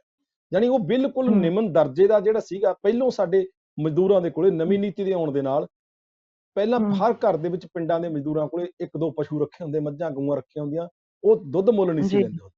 ਹੁਣ ਉਹ ਕੀ ਹੋ ਗਿਆ ਵੀ ਜਦੋਂ ਉਹ ਖੇਤ ਨਾਲ ਜੁੜੇ ਹੀ ਨਹੀਂ ਰਹੇਗੇ, ਖੇਤ ਨਾਲ ਉਸ ਰੂਪ 'ਚ ਜੁੜੇ ਨਹੀਂ ਰਹੇਗੇ, ਐ ਨਹੀਂ ਕਹਿੰਦਾ ਮੈਂ ਜੁੜੇ ਨਹੀਂ ਹੈਗੇ ਉਸ ਰੂਪ ਦੇ ਵਿੱਚ, ਤਾਂ ਲਾਜ਼ਮੀ ਹੈ ਕਿ ਸਿੱਟਾ ਇਸ ਗੱਲ ਤੇ ਉਹਨੂੰ ਦੁੱਧ ਮੁੱਲ ਲੈਣਾ ਪੈ ਗਿਆ। ਜਿਹੜਾ ਉਹਨਾਂ ਦਾ ਘਰ ਦੇ ਵਿੱਚੋਂ ਗੁਜ਼ਾਰਾ ਕੇ ਸਾਲ ਭਰ ਫਸਲ ਵੱਢ ਕੇ ਦਾਣੇ ਘਰ ਆ ਜਾਣੇ, ਪਸ਼ੂ ਘਰੇ ਹੁੰਦਾ, ਜੇ ਕੋਈ ਚੀਜ਼ ਜਿਹੜੀ ਕਿਸਾਨ ਦੇ ਖੇਤ ਚੋਂ ਪੈਦਾ ਹੁੰਦੀ, ਹਿੱਸਾ ਉਹਦੇ ਘਰ 'ਚ ਆ ਜਾਂਦਾ। ਯਾਨੀ ਗੱਲ ਕੀ, ਉਹ ਆਪਦੇ ਤੇ ਨਿਰਭਰ ਸੀ। ਉਹਨੂੰ ਫਸਲ ਜਿਹੜੀ ਉਹਨੂੰ ਕਿਸਾਨ ਨਾਲ ਆਉਂਦਾ, ਉਹਦੇ ਨਾਲ ਉਹਦਾ ਜ਼ਿੰਦਗੀ, ਉਹਦਾ ਮਹੀਨੇ ਸਾਲ ਭਰ ਦਾ ਗੁਜ਼ਾਰਾ ਪਰਿਵਾਰ ਦਾ ਚੱਲਦਾ ਸੀ। ਹੁਣ ਕੀ ਹੋ ਗਿਆ, ਹੁਣ ਉਹ ਜਦੋਂ ਖੇਤੀ ਤੇ ਨਿਰਭਰ ਹੀ ਨਹੀਂ ਰਿਹਾ ਵੱਡੀ ਪੱਧਰ ਤੇ, ਤਾਂ ਲਾਜ਼ਮੀ ਹੈ ਕਿ ਨਿਰਭਰਤਾ ਹੋ ਗਿਆ ਉਹ ਸ਼ਹਿਰੀ ਤੇ। ਸ਼ਹਿਰੀਕਰਨ ਦੇ ਵਿੱਚੋਂ ਆ ਕੇ ਲਾਕਡਾਊਨ ਹੋ ਗਿਆ। ਲਾਕਡਾਊਨ ਹੋਣ ਦੇ ਨਾਲ ਉੱਥੇ ਰੁਜ਼ਗਾਰ ਘੁਸ ਗਿਆ। ਯਾਨੀ ਪਿੰਡਾਂ ਦੇ ਮਜ਼ਦੂਰਾਂ ਦੀ ਹਾਲਤ ਹੋ ਗਈ, ਉੱਥੇ ਸਾਰੇ ਦੇ ਸਾਰੇ ਮਜ਼ਦੂਰ ਹੀ ਵਿਹਲੇ ਹੋ ਗਏ, ਹੱਥ ਵਿਹਲੇ ਕਰਤੇ ਇਸ ਲਾਕਡਾਊਨ ਦੇ ਨਾਲ। ਯਾਨੀ ਉਹਨਾਂ ਦੀ ਵੀ ਮੰਦਹਾਲੀ ਬਹੁਤ ਹੋ ਗਈ। ਉਹ ਜਿਹੜੇ ਪਿਛਲੇ, ਮੈਂ ਤੁਹਾਨੂੰ ਪੰਜਾਬੀ ਟੂਰ ਦੀ ਗੱਲ ਕਰਦਾ, ਉਹਨਾਂ ਚੋਂ ਜੇ ਇੱਕ ਕਿਸਾਨ ਨੇ ਖੁਦਕੁਸ਼ੀ ਕੀਤਾ ਤੇ ਇੱਕ ਮਜ਼ਦੂਰ ਨੇ ਵੀ ਆਪਦੀ ਇਸ ਸੰਕਟ ਦੇ ਵਿੱਚੋਂ ਆਏ ਹੋਏ ਨੇ ਖੁਦਕੁਸ਼ੀ ਦਾ ਰਾਹ ਤਿਆਰ ਕੀਤਾ। ਜਿਹਨੇ ਖੁਦਕੁਸ਼ੀਆਂ ਦਾ ਅੰਕੜਾ 3 ਯੂਨੀਵਰਸਿਟੀ ਨੇ ਜਾਰੀ ਵੀ ਕੀਤਾ ਸੀ। ਉਹ ਜਦੋਂ ਪ੍ਰਪੋਰਸ਼ਨਲ ਦੇਖਦੇ ਆ ਤਾਂ ਜਿਵੇਂ ਮਤਲਬ ਕਿਸਾਨਾਂ ਤੇ ਮਜ਼ਦੂਰਾਂ ਦੀ ਆਬਾਦੀ ਹੈ, ਉਹ ਬਰਾਬਰ ਸੀ। ਜੇ ਸੰਕਟ, ਕਿਉਂਕਿ ਜੇ ਅੱਜ ਵੀ ਇਸ ਗੱਲ ਦਾ ਸਬੂਤ ਹੈ ਕਿ ਜੇ ਸੰਕਟ ਪਿੰਡ ਦੀ ਖੇਤੀ ਦਾ ਸੰਕਟ ਹੈ, ਉਹ ਸੱਭਿਅਤਾ ਦਾ ਸੰਕਟ ਹੈ। ਹਾਲੇ ਵੀ ਖੇਤੀ ਤੇ ਭਾਵੇਂ ਉਹ ਸਿੱਧੇ ਰੂਪ 'ਚ ਦਿਹਾੜੀ ਕਰਨ ਨਾ ਜਾਣ ਜਾਂ ਘੱਟ ਜਾਣ, ਪਰ ਉਹ ਖੇਤੀ ਸੰਕਟ ਨਾ ਹੋਵੇ, ਕਿਉਂਕਿ ਥੋੜੀ ਕੰਮ ਕਰਨ ਵਾਲੇ ਮਜ਼ਦੂਰ ਵੀ ਤਾਂ ਖੇਤੀ ਕਰਨ ਲੱਗੇ। ਲੈਂਡਲੈਸ ਜਿਹੜੇ ਮਜ਼ਦੂਰ ਵੀ ਨੇ, ਲੈਂਡਲੈਸ ਕਿਸਾਨ ਵੀ ਨੇ, ਉਹ ਨਾ ਉਹ ਕਿਸਾਨ ਨੇ ਨਾ ਉਹ ਮਜ਼ਦੂਰ ਨੇ, ਉਹ ਤਾਂ ਸਭ ਤੋਂ ਵੱਡੇ ਸੰਕਟ ਦਾ ਸ਼ਿਕਾਰ ਨੇ। ਯਾਨੀ ਗੱਲ ਕਿ ਵੀ ਇਸ ਲਾਕਡਾਊਨ ਨੇ ਕੋਈ ਤਬਕਾ ਅਜਿਹਾ ਨਹੀਂ ਛੱਡਿਆ ਜਿਹੜਾ ਸੰਕਟ ਦੀ ਮਾਰ ਹੇਠ ਨਾ ਆਇਆ ਹੋਵੇ, ਜਿਹੜਾ ਖੁਦਕਸ਼ੀਆਂ ਦੀ ਕਗਾਰ ਵੱਲ ਨਾ ਧੱਕ ਦਿੱਤਾ ਗਿਆ ਹੋਵੇ। ਯਾਨੀ ਹਾਲਤ ਜਿਹਨੂੰ ਆਪਾਂ ਕਹਿੰਦੇ ਵੀ ਅੱਤ ਦੀ ਮੰਦਹਾਲੀ ਵਾਲੀ ਹੈ, ਅੱਤ ਦੇ ਮਾੜੇ ਹਾਲਤਾਂ ਵੱਲ ਨੂੰ, ਯਾਨੀ ਸਮਾਜ ਇੱਕ ਅਜਿਹੇ ਯਾਨੀ ਤੂਫਾਨ ਤੋਂ ਪਹਿਲਾਂ ਵਾਲੀ ਸ਼ਾਂਤੀ ਦੀ ਹਾਲਤ ਹੈ ਜਿਹੜੀ ਸਾਨੂੰ ਅੱਜ ਦਿਸ ਨਹੀਂ ਰਹੀ, ਪਰ ਇਹਨੇ ਤੂਫਾਨ ਬਣ ਕੇ ਕਦੋਂ ਉੱਠ ਖੜਨਾ। ਸੰਕਟ ਜਿਉਂ-ਜਿਉਂ ਤਿੱਖਾ ਹੋਊਗਾ। ਹਾਲ ਦੀ ਘੜੀ ਤਾਂ ਲੋਕਾਂ ਨੂੰ ਵਿਚਰਨ ਦੀ ਖੁੱਲ੍ਹ ਹੀ ਨਹੀਂ ਲਾਕਡਾਊਨ ਕਰਕੇ। ਸਾਡੇ ਵਰਗੇ ਵੀ ਇੱਥੇ ਬੈਠੇ ਆ। ਅਸੀਂ ਪਿਛਲੇ ਦਿਨ DC ਬਰਨਾਲਾ ਨੂੰ ਬੇਨਤੀ ਕੀਤੀ ਵੀ ਸਾਨੂੰ ਤੁਸੀਂ ਜਥੇਬੰਦੀਆਂ ਰਲ ਕੇ ਅਸੀਂ ਇਕੱਠੇ ਹੋ ਕੇ ਗਏ ਵੀ ਸਾਨੂੰ ਤੁਸੀਂ ਘੱਟੋ ਘੱਟ ਕਰਫਿਊ ਪਾਸ ਹੀ ਜਾਰੀ ਕਰ ਦਿਓ, ਅਸੀਂ ਲੋਕਾਂ ਨੂੰ ਅਵੇਅਰ ਹੀ ਕਰ ਦਿਓ। ਤੁਸੀਂ ਲਾਕਡਾਊਨ ਕਰਕੇ ਧੱਕੇ ਨਾਲ ਲੋਕਾਂ ਨੂੰ ਅੰਦਰ ਬੰਦ ਕਰਨ ਲੱਗੇ ਹੋ। ਇਹਦੇ ਲਈ ਸਭ ਤੋਂ ਵੱਡੀ ਗੱਲ ਤਾਂ ਪ੍ਰਚਾਰ ਪ੍ਰਸਾਰ ਦੀ ਵੀ ਜਿਹੜਾ ਕਰੋਨਾ ਵਾਇਰਸ ਹੈ, ਖਤਰਨਾਕ ਕਿੰਨਾ ਕਿ ਕੀ ਵੇਅਰ ਕਰਨਾ ਚਾਹੀਦਾ। ਕਹਿੰਦੇ ਨਹੀਂ ਤੁਸੀਂ ਤਾਂ ਕਿਸੇ ਕੈਟਾਗਰੀ 'ਚ ਨਹੀਂ ਆਉਂਦੇ, ਇਸ ਕਰਕੇ ਤੁਹਾਨੂੰ ਪਾਸ ਜਾਰੀ ਨਹੀਂ ਕੀਤੇ ਜਾ ਸਕਦੇ। ਯਾਨੀ ਲੋਕਾਂ ਦੀ ਲੋੜ ਖਤਮ ਕਰਤੀ, ਜਥੇਬੰਦੀਆਂ ਦੀ ਲੋੜ। ਇਹ ਸਿਸਟਮ ਇਹ ਚਾਹੁੰਦਾ ਕਿ ਜਥੇਬੰਦੀਆਂ ਲੋਕਾਂ ਨੂੰ ਅਵੇਅਰ ਕਰਨ ਨਾ, ਲੋਕਾਂ ਨੂੰ ਸੁਚੇਤ ਕਰਨ ਨਾ, ਜੋ ਉਹਨਾਂ ਨੇ ਆਪਦੇ ਪੈਰਾਮੀਟਰ ਬਣਾਏ ਹੋਏ ਆ ਉਹ ਪੈਰਾਮੀਟਰਾਂ ਦੇ ਤਹਿਤ ਹੀ ਉਹ ਅਸਲ 'ਚ ਚਲਾਉਣਾ ਚਾਹੁੰਦੇ ਆ, ਜਿਹਦੇ ਕਰਕੇ ਇਸ ਸੰਕਟ ਦਾ ਜਿਹੜਾ ਹੈਗਾ ਆਪਾਂ ਦੇਖਦੇ ਹਾਂ। ਦੂਜਾ ਮੈਂ ਜਦੋਂ ਇੱਕ ਗੱਲ ਕਿ ਜਿਹੜਾ ਹੁਣ ਸਭ ਤੋਂ ਵੱਡਾ ਸੰਕਟ ਆ ਗਿਆ ਉਹ ਇਹ ਆ ਗਿਆ ਕਿ ਕੱਲੀ ਉਜਰਤ ਤੋਂ ਵਾਂਝੇ ਨਹੀਂ ਕੀਤਾ ਜਾਂਦਾ। ਵਾਂਝੇ ਇੱਕ ਹੋਰ ਸੰਕਟ ਹੈ ਬਿਮਾਰੀ ਜੀ। ਬਿਮਾਰੀ ਦਾ ਇਲਾਜ ਕਰਨ ਵਾਸਤੇ ਸਰਕਾਰ ਨੇ ਬਣਾਤੀ ਵੀ ਸਰਬੱਤ ਸਿਹਤ ਬੀਮਾ ਦੇਣੀ ਹੈ ਤੁਹਾਨੂੰ ਜੀ। ਉਹਦੇ ਨਾਲ 1.5 ਲੱਖ ਰੁਪਏ ਦਾ ਇਲਾਜ ਹੋ ਜਾਣਾ। ਪਰ ਕਿੱਥੇ ਹੁੰਦਾ ਇਲਾਜ? ਉਹ ਸਰਕਾਰੀ ਹਸਪਤਾਲਾਂ 'ਚ। ਸਰਕਾਰੀ ਹਸਪਤਾਲਾਂ ਦੇ ਵਿੱਚ ਕੋਈ ਸਪੈਸ਼ਲਿਸਟ ਡਾਕਟਰ ਨਹੀਂ, ਰੈਫਰਲ ਹਸਪਤਾਲ ਨੇ ਸਾਰੇ। ਮਜਬੂਰੀ ਬਸ ਨਾ ਸਰਕਾਰ ਹਾਲੇ ਵੀ 1.8% ਖੇਤੀ ਦੇ ਜਿਹੜੇ ਸਿਹਤ ਦੇ ਬਜਟ ਤੇ ਖਰਚਾ ਕਰਦੀ ਹੈ। ਉੱਥੇ ਸਹੂਲਤਾਂ ਤਾਂ ਹੋਣਗੀਆਂ ਜੇ ਸਪੇਨ ਵਾਂਗੂ 9%, 9.4% ਬਜਟ ਉਹਦਾ ਖਰਚਾ ਕੀਤਾ ਜਾਊਗਾ। ਤਾਂ ਉੱਥੇ ਕੀ ਹੈ ਵੀ ਜੇ ਡਾਕਟਰ ਨਹੀਂ ਹੈਗੇ, ਪੈਰਾਮੈਡੀਕਲ ਸਟਾਫ ਨਹੀਂ ਹੈਗਾ। ਜਿਹੜੇ ਪੈਰਾਮੈਡੀਕਲ ਸਟਾਫ ਹੈ 10-10 ਸਾਲ ਤੋਂ ਕੰਮ ਕਰਦਾ, ਆਊਟਸੋਰਸ ਦੇ ਠੇਕੇਦਾਰੀ ਤੇ ਨਗੂਣੀਆਂ ਉਜਰਤਾਂ ਤੇ ਕੰਮ ਕਰਦਾ, ਉਹਨਾਂ ਨੂੰ ਕੋਈ ਰੈਗੂਲਰ ਕਰਨ ਦੀ ਗੱਲ ਵੀ ਨਹੀਂ ਕੀਤੀ ਜਾ ਰਹੀ। ਮੌਤ ਦੇ ਮੂੰਹ ਧੱਕਿਆ ਜਾ ਰਿਹਾ ਬਿਨਾਂ ਕਿਸੇ ਸਹੂਲਤਾਂ ਤੋਂ, ਬਿਨਾਂ ਉਹਨਾਂ ਨੂੰ ਜੰਤਰ ਕੋਈ ਹੈ ਨਹੀਂ। ਕੰਮ ਕਰ ਰਹੇ ਜੀ, ਬਿਲਕੁਲ। ਪੈਰਾਸੀਟਾਮੋਲ ਤੱਕ ਨਹੀਂ ਹੈਗੀ ਹਸਪਤਾਲਾਂ 'ਚ। ਹਾਂਜੀ, ਹਾਂ, ਨਹੀਂ ਹੈ ਨਾ ਦੇਣੀ ਹੈ ਉਹਨਾਂ ਨੇ। ਦੂਜੇ ਪਾਸੇ ਕੀ ਹੈ, ਦੂਜੇ ਦਰਜੇ ਦੇ ਸ਼ਹਿਰੀ ਕਿਸਾਨਾਂ ਤੇ ਮਜ਼ਦੂਰਾਂ ਨੂੰ ਸਮਝਿਆ ਕਿਵੇਂ ਜਾਂਦਾ? ਸਾਡੇ ਵਾਸਤੇ ਤਾਂ ਇਹ ਵੀ ਤੁਸੀਂ ਤਾਂ ਆਹ ਲੈ ਲਓ ਸਰਬੱਤ ਬੀਮਾ ਯੋਜਨਾ, ਪਰ ਆਪਦੇ ਲਈ ਕੀ ਹੈ? ਅਮਰੀਕਾ, ਕੈਨੇਡਾ, ਫੋਰਟਿਸ, ਉੱਥੇ ਜਿੰਨੇ ਪੈਸੇ ਮਰਜ਼ੀ ਖਰਚੋ। ਪਿਛਲੇ ਦਿਨ ਚਰਨਜੀਤ ਭੁੱਲਰ ਨੇ ਅੰਕੜੇ ਜਾਰੀ ਕੀਤੇ ਆ ਕਿ ਕਿਵੇਂ ਸਿਆਸਤਦਾਨਾਂ ਨੇ ਕਿੰਨੇ ਪੈਸੇ ਖਰਚ ਕੀਤੇ ਆ, ਕਿੱਥੇ ਜਾ ਕੇ ਖਰਚ ਕੀਤੇ ਆ। ਅਮਰੀਕਾ ਤੱਕ ਦਾ ਇਲਾਜ ਇਹਨਾਂ ਕੋਲ ਫ੍ਰੀ ਹੈ, ਨਿਊਯਾਰਕ ਤੱਕ ਦਾ ਇਲਾਜ ਇਹਨਾਂ ਕੋਲ ਜਾ ਕੇ ਫ੍ਰੀ ਹੈ। ਇਸ ਦੁਨੀਆ ਤੇ ਦੋ ਕਿਸਮ ਦੇ ਲੋਕ ਰਹਿੰਦੇ ਨੇ, ਇੱਕ ਭਾਰਤੀ, ਇੱਕ ਇੰਡੀਅਨ ਨੇ। ਅਸੀਂ ਭਾਰਤੀ ਨਹੀਂ ਹਾਂ, ਅਸੀਂ ਉਹ ਲੋਕ ਹਾਂ ਜਿਹੜੇ ਕਿਰਤ ਕਰਦੇ ਆ, ਖੂਨ ਪਸੀਨਾ ਡੋਲਦੇ ਆ। ਪਰ ਇੱਥੇ ਇਹ ਕਿਰਤ ਪਸੀਨਾ ਡੋਲਣ ਵਾਲਿਆਂ ਦੇ ਪੱਲੇ ਕੁਛ ਨਹੀਂ। ਉਹਨਾਂ ਦੇ ਪੱਲੇ ਖੁਦਕਸ਼ੀਆਂ ਤੋਂ ਸਿਵਾਏ, ਉਹਨਾਂ ਦੇ ਪੱਲੇ ਮੰਦਹਾਲੀ ਕੰਗਾਲੀ ਤੋਂ ਸਿਵਾਏ ਕੁਝ ਨਹੀਂ ਹੈ। ਜੋ ਕੁ ਸਾਰੇ ਸਾਧਨ ਨੇ, ਜੋ ਕਿਉਂਕਿ ਕਹਿ ਵੀ ਉੱਪਰਲੇ 1% ਕੋਲੇ 73% ਪੂੰਜੀ ਜਿਹੜੀ ਇਕੱਠੀ ਹੋ ਗਈ, ਕਿੱਥੋਂ ਹੋ ਗਈ? ਐਵੇਂ ਤਾਂ ਨਹੀਂ ਹੋ ਗਈ। ਉਹ ਇਸੇ ਸੰਵਿਧਾਨ ਦੇ ਤਹਿਤ, ਇਸੇ ਸਰਕਾਰ ਦੀਆਂ ਨੀਤੀਆਂ ਦੇ ਤਹਿਤ ਹੀ ਉਹਨਾਂ ਨੂੰ ਲੁੱਟਣ ਦਾ ਮੌਕਾ ਮਿਲਿਆ ਹੋਇਆ, ਤਦ ਹੀ ਉਹ ਇਕੱਠੀ ਹੋਈ ਹੈ। ਜੇ ਲੁੱਟਣ ਵਾਲੇ ਨੂੰ ਲੁੱਟ ਕਰਨ ਦੀ ਹੋ ਰਿਹਾ, ਹੁਣ ਤਾਂ ਹੋਰ ਕਹਾਂ ਕਰ ਰਿਹਾ। 48 ਕੋਡਾਂ ਚੋਂ 4 ਕੋਡ ਬਣਾਤੇ ਵੇਚਣ ਦੇ। ਗੱਲ ਕੀ ਹੈ ਵੀ ਹੁਣ ਜਿਹੜੀ ਮਾੜੀ ਮੋਟੀ 8 ਘੰਟੇ ਤੋਂ 12 ਘੰਟੇ ਧੱਕੇ ਨਾਲ ਜਬਰੀ ਕੰਮ ਲੈਣ ਦਾ ਜਿਹੜਾ 1886 ਸੀ, 14 ਤੇ 134 ਸਾਲ ਪਹਿਲਾਂ ਜੋ ਮਜ਼ਦੂਰ 8 ਘੰਟੇ ਕੰਮ ਕਰਦਾ ਸੀ, ਅੱਜ ਉਹ ਦੁੱਗਣੀ ਤਿੱਗਣੀ ਪੈਦਾਵਾਰ ਕਰਦਾ। ਪਰ ਕੰਮ ਦੇ ਘੰਟੇ 8 ਤੋਂ 12 ਕਰਨੇ, ਕਿਉਂਕਿ ਅਡਾਨੀਆਂ ਨੂੰ ਘਾਟਾ ਨਾ ਪਵੇ, ਅਡਾਨੀਆਂ ਦੇ ਮੁਨਾਫੇ ਨਾ ਘਟਣ, ਦੇ ਮੁਨਾਫੇ ਹੋਰ ਵੱਧ ਜਾਣ। ਜੀ ਬਿਲਕੁਲ। ਹਾਂ, ਮੈਂ ਇੱਕ ਆਖਰੀ ਸਵਾਲ ਪੁੱਛਣਾ ਚਾਹੁੰਦੀ ਹਾਂ ਨਰੈਣ ਦੱਤ ਜੀ, ਵੀ ਇਹ ਦੱਸੋ ਕਿ ਹੁਣ ਕਿਉਂਕਿ ਪ੍ਰਵਾਸੀ ਸਾਡੇ ਕੋਲ ਮਜ਼ਦੂਰ ਨਹੀਂ ਆ ਸਕੇ ਦੂਜੇ ਰਾਜਾਂ ਤੋਂ ਲੋਕਡਾਊਨ ਕਰਕੇ, ਤੇ ਕੀ ਭਾਵੇਂ ਖੇਤੀ ਇਸ ਵੇਲੇ ਜਿਹੜੀ ਵਾਢੀ ਹੈ ਛੇਤੀ ਤੱਤ ਪੜੱਤੀ 'ਚ ਕੰਬਾਈਨਾਂ ਨਾਲ ਹੀ ਹੋ ਰਹੀ ਹੈ, ਪਰ ਫਿਰ ਵੀ ਪਿੰਡਾਂ ਦੇ ਮਜ਼ਦੂਰਾਂ ਨੂੰ ਕੁਝ ਤਾਂ ਰੁਜ਼ਗਾਰ ਐਤਕੀ ਮਿਲਿਆ ਹੋਏਗਾ, ਕਿਉਂਕਿ ਪ੍ਰਵਾਸੀ ਤਾਂ ਲੇਬਰ ਆ ਹੀ ਨਹੀਂ ਸਕੀ, ਜਾਂ ਉਹਨਾਂ ਦਾ ਕੋਈ ਬਣਦਾ ਹੀ ਨਹੀਂ ਸੀ, ਆ ਸਕਣ ਦੀ ਸੰਭਾਵਨਾ ਹੀ ਨਹੀਂ ਸੀ। ਕਿ ਥੋੜਾ ਜਿਹਾ ਪਿੰਡ ਵਾਲਿਆਂ ਨੂੰ ਇਸ ਤਰ੍ਹਾਂ ਰੁਜ਼ਗਾਰ ਮਿਲਿਆ? ਆਪਾਂ ਇਹ ਛੇਤੀ ਬਸ ਇਹਨੂੰ ਜਾਂਦੇ ਸਾਨੂੰ ਇਸ ਗੱਲ ਸਮੇਟਦੇ ਆ, ਇਹ ਜਵਾਬ ਜੋ। ਹਾਂ, ਪ੍ਰਵਾਸੀ ਮਜ਼ਦੂਰ ਦਵਿੰਦਰ ਜੀ, ਗੱਲ ਨਹੀਂ ਸੀ ਵੀ ਇਹ ਹਮੇਸ਼ਾ ਹੀ ਹੋਲੀ ਤੋਂ ਬਾਅਦ ਆਉਂਦੇ ਹੁੰਦੇ ਆ, ਹੋਲੇ ਮਹੱਲੇ ਤੋਂ ਬਾਅਦ। ਜੀ, ਉਹੀ ਸਮਾਂ ਲੋਕਡਾਊਨ ਦਾ ਸੀ, ਜਿਹਦੇ ਕਰਕੇ ਪ੍ਰਵਾਸੀ ਮਜ਼ਦੂਰ ਪਿੰਡਾਂ 'ਚ ਬਿਲਕੁਲ ਨਹੀਂ ਆਏ। ਸੱਚ ਹੈਗਾ। ਤੇ ਜਿਹੜਾ ਉਹੀ ਖੇਤੀ ਤੇ ਜਿਹੜੀ ਫਸਲ ਕੁਇੰਟਣ ਦਾ ਸਵਾਲ ਸੀ, ਮੰਡੀਆਂ 'ਚ ਕੰਮ ਕਰਨ ਦਾ ਸਵਾਲ ਸੀ, ਤੂੜੀ ਨੂੰ ਸਾਂਭਣ ਦਾ ਸਵਾਲ ਸੀ, ਫਸਲਾਂ ਨੂੰ ਸਾਂਭਣ ਦਾ ਸਵਾਲ ਸੀ, ਉਹ ਜਿਹੜੇ ਸਨਅਤਾਂ ਦੇ ਵਿੱਚ ਜਿਹੜੇ ਉਹ ਸਾਰੀ ਮਜ਼ਦੂਰ ਲੱਗੇ ਹੋਏ ਸੀ ਸ਼ਹਿਰਾਂ ਦੇ ਵਿੱਚ, ਉਹਨਾਂ ਮੁੰਡਿਆਂ ਨੂੰ, ਉਹਨਾਂ ਸਾਡੇ ਜਿਹੜੇ ਪਿੰਡਾਂ ਦੇ ਮਜ਼ਦੂਰ ਸੀ, ਉਹਨਾਂ ਨੂੰ ਰੁਜ਼ਗਾਰ ਕਿਸੇ ਹੱਦ ਤੱਕ ਪਿੰਡਾਂ ਦੇ ਵਿੱਚੋਂ ਮਿਲਿਆ। ਇਹ ਸੱਚ ਗੱਲ ਆ। ਪਰ ਉਹਦੇ ਨਾਲ ਕੋਈ ਅਸਥਾਈ ਰੁਜ਼ਗਾਰ ਹੈ, ਪੱਕਾ ਰੁਜ਼ਗਾਰ ਤਾਂ ਜਿੱਥੇ ਉਹ ਲੱਗੇ ਪਏ ਆ। ਜਿੰਨਾ ਚਿਰ ਇਹ ਲੋਕਡਾਊਨ ਜਿਹੜਾ ਧੱਕੇ ਨਾਲ ਲਾਇਆ ਹੋਇਆ, ਜਿੰਨਾ ਚਿਰ ਇਹਦਾ ਕੋਈ ਸਾਇੰਟੀਫਿਕਲੀ ਢੰਗ, ਜਿੰਨਾ ਚਿਰ ਵਿਗਿਆਨਕ ਢੰਗ ਦੇ ਨਾਲ ਇਹਨੂੰ ਲਾਗੂ ਨਹੀਂ ਕੀਤਾ ਜਾਂਦਾ, ਤੇ ਸੰਤਾਂ ਨੂੰ ਜਿਹੜਾ ਖੋਲੀਆਂ ਨਹੀਂ ਜਾਂਦੀਆਂ, ਜਿਹੜੀਆਂ ਸੰਤਾਂ ਬੰਦ ਕੀਤੀਆਂ ਹੋਈਆਂ ਨੇ, ਉਹਨਾਂ ਨੂੰ ਜਿੰਨਾ ਚਿਰ ਖੋਲ੍ਹਿਆ ਨਹੀਂ ਜਾਂਦਾ, ਰੁਜ਼ਗਾਰ ਦੇ ਮੌਕੇ ਮੁਹੱਈਆ ਨਹੀਂ ਕੀਤੇ ਜਾਂਦੇ, ਤੇ ਉਹਨਾਂ ਦਾ ਹੱਲ ਹੋਣਾ ਨਹੀਂ ਹੈ। ਕਿਉਂਕਿ ਬਿਮਾਰੀ ਦਾ ਹੱਲ ਨਹੀਂ ਕੀਤਾ ਜਾ ਰਿਹਾ। ਲੋਕ ਬਿਮਾਰੀ ਘਰ ਨਹੀਂ ਮਰਨਗੇ, ਲੋਕ ਤਾਂ ਭੁੱਖ ਕਾਰਨ ਹਮ, ਮਰਨ ਲਈ ਮਜਬੂਰ ਕੀਤੇ ਜਾ ਰਹੇ ਆ। ਭੁੱਖ ਇਹ ਠੀਕ ਕਾਰਨ। ਨਹੀਂ ਹੈ। ਜੀ ਬਿਲਕੁਲ। ਇਨਕਲਾਬੀ ਕੇਂਦਰ ਬਿਲਕੁਲ ਇਹਨੂੰ ਗਲਤ ਸਮਝਦਾ ਤੇ ਇਹ ਗੱਲ ਸਾਫ਼ ਹੈ ਜੀ ਕਿ ਤੁਸੀਂ ਕਿੰਨਾ ਕੁ ਚਿਰ ਲੋਕਾਂ ਦੀ ਆਵਾਜ਼ ਨੂੰ ਦਬਾ ਕੇ ਰੱਖ ਲਓਗੇ, ਅਖੀਰ ਨੂੰ ਤਾਂ ਹਮ, ਲੋਕ ਬਾਹਰ ਆਉਣਗੇ, ਸੜਕਾਂ ਤੇ ਆਉਣਗੇ, ਆਪਦੇ ਹੱਕਾਂ ਲਈ ਫੇਰ ਜੂਝਣਗੇ। ਜੀ ਬਿਲਕੁਲ, ਜੀ ਬਿਲਕੁਲ।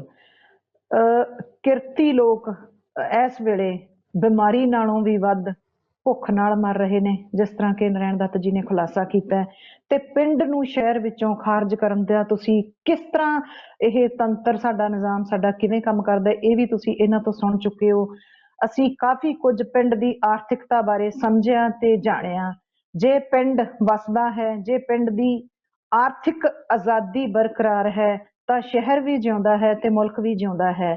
ਆਸ ਹੈ ਕਿ ਸਾਡੀਆਂ ਸਰਕਾਰਾਂ ਇਸ ਵੱਲ ਥੋੜ੍ਹੀਆਂ ਜਿਹੀਆਂ ਸੁਹਿਰਦ ਹੋਣਗੀਆਂ। ਨਰੈਣ ਦੱਤ ਜੀ, ਟੀਵੀ ਪੰਜਾਬ ਤੇ ਸਾਡੇ ਇਸ ਪ੍ਰੋਗਰਾਮ ਵਿੱਚ ਆਉਣ ਲਈ ਤੁਹਾਡਾ ਬਹੁਤ ਬਹੁਤ ਧੰਨਵਾਦ। ਸਤਿ ਸ਼੍ਰੀ ਅਕਾਲ ਜੀ। ਟੀਵੀ ਪੰਜਾਬ ਦੇ ਸਾਰੇ ਦਰਸ਼ਕਾਂ ਦਾ ਤੇ ਤੁਹਾਡੀ ਸਾਰੀ ਟੀਮ ਦਾ ਮੈਂ ਤਹਿ ਦਿਲੋਂ ਸ਼ੁਕਰਗੁਜ਼ਾਰ ਹਾਂ। ਧੰਨਵਾਦ। ਸਤਿ ਸ਼੍ਰੀ ਅਕਾਲ ਜੀ, ਮੈਂ ਨਿਰਮਲ ਮਾਨ, ਊੜਾ ਟੈਕਸਟਾਈਲ ਤੋਂ। ਇਹ ਤੁਸੀਂ ਵੀਡੀਓ ਦੇਖ ਰਹੇ ਸੀ ਟੀਵੀ ਪੰਜਾਬ ਦੇ ਉੱਤੇ। ਇਹੋ ਜਿਹੇ ਹੋਰ ਜਾਣਕਾਰੀ ਭਰਪੂਰ ਵੀਡੀਓ ਦੇਖਣ ਵਾਸਤੇ ਟੀਵੀ ਪੰਜਾਬ ਦੇ ਚੈਨਲ ਨੂੰ ਸਬਸਕ੍ਰਾਈਬ ਕਰੋ ਤੇ ਨਾਲ ਹੇਠ ਦਿੱਤੇ ਹੋਏ ਬੈਲ ਆਈਕਨ ਦੇ ਬਟਨ ਦਬਾਓ। ਸਤਿ ਸ਼੍ਰੀ ਅਕਾਲ।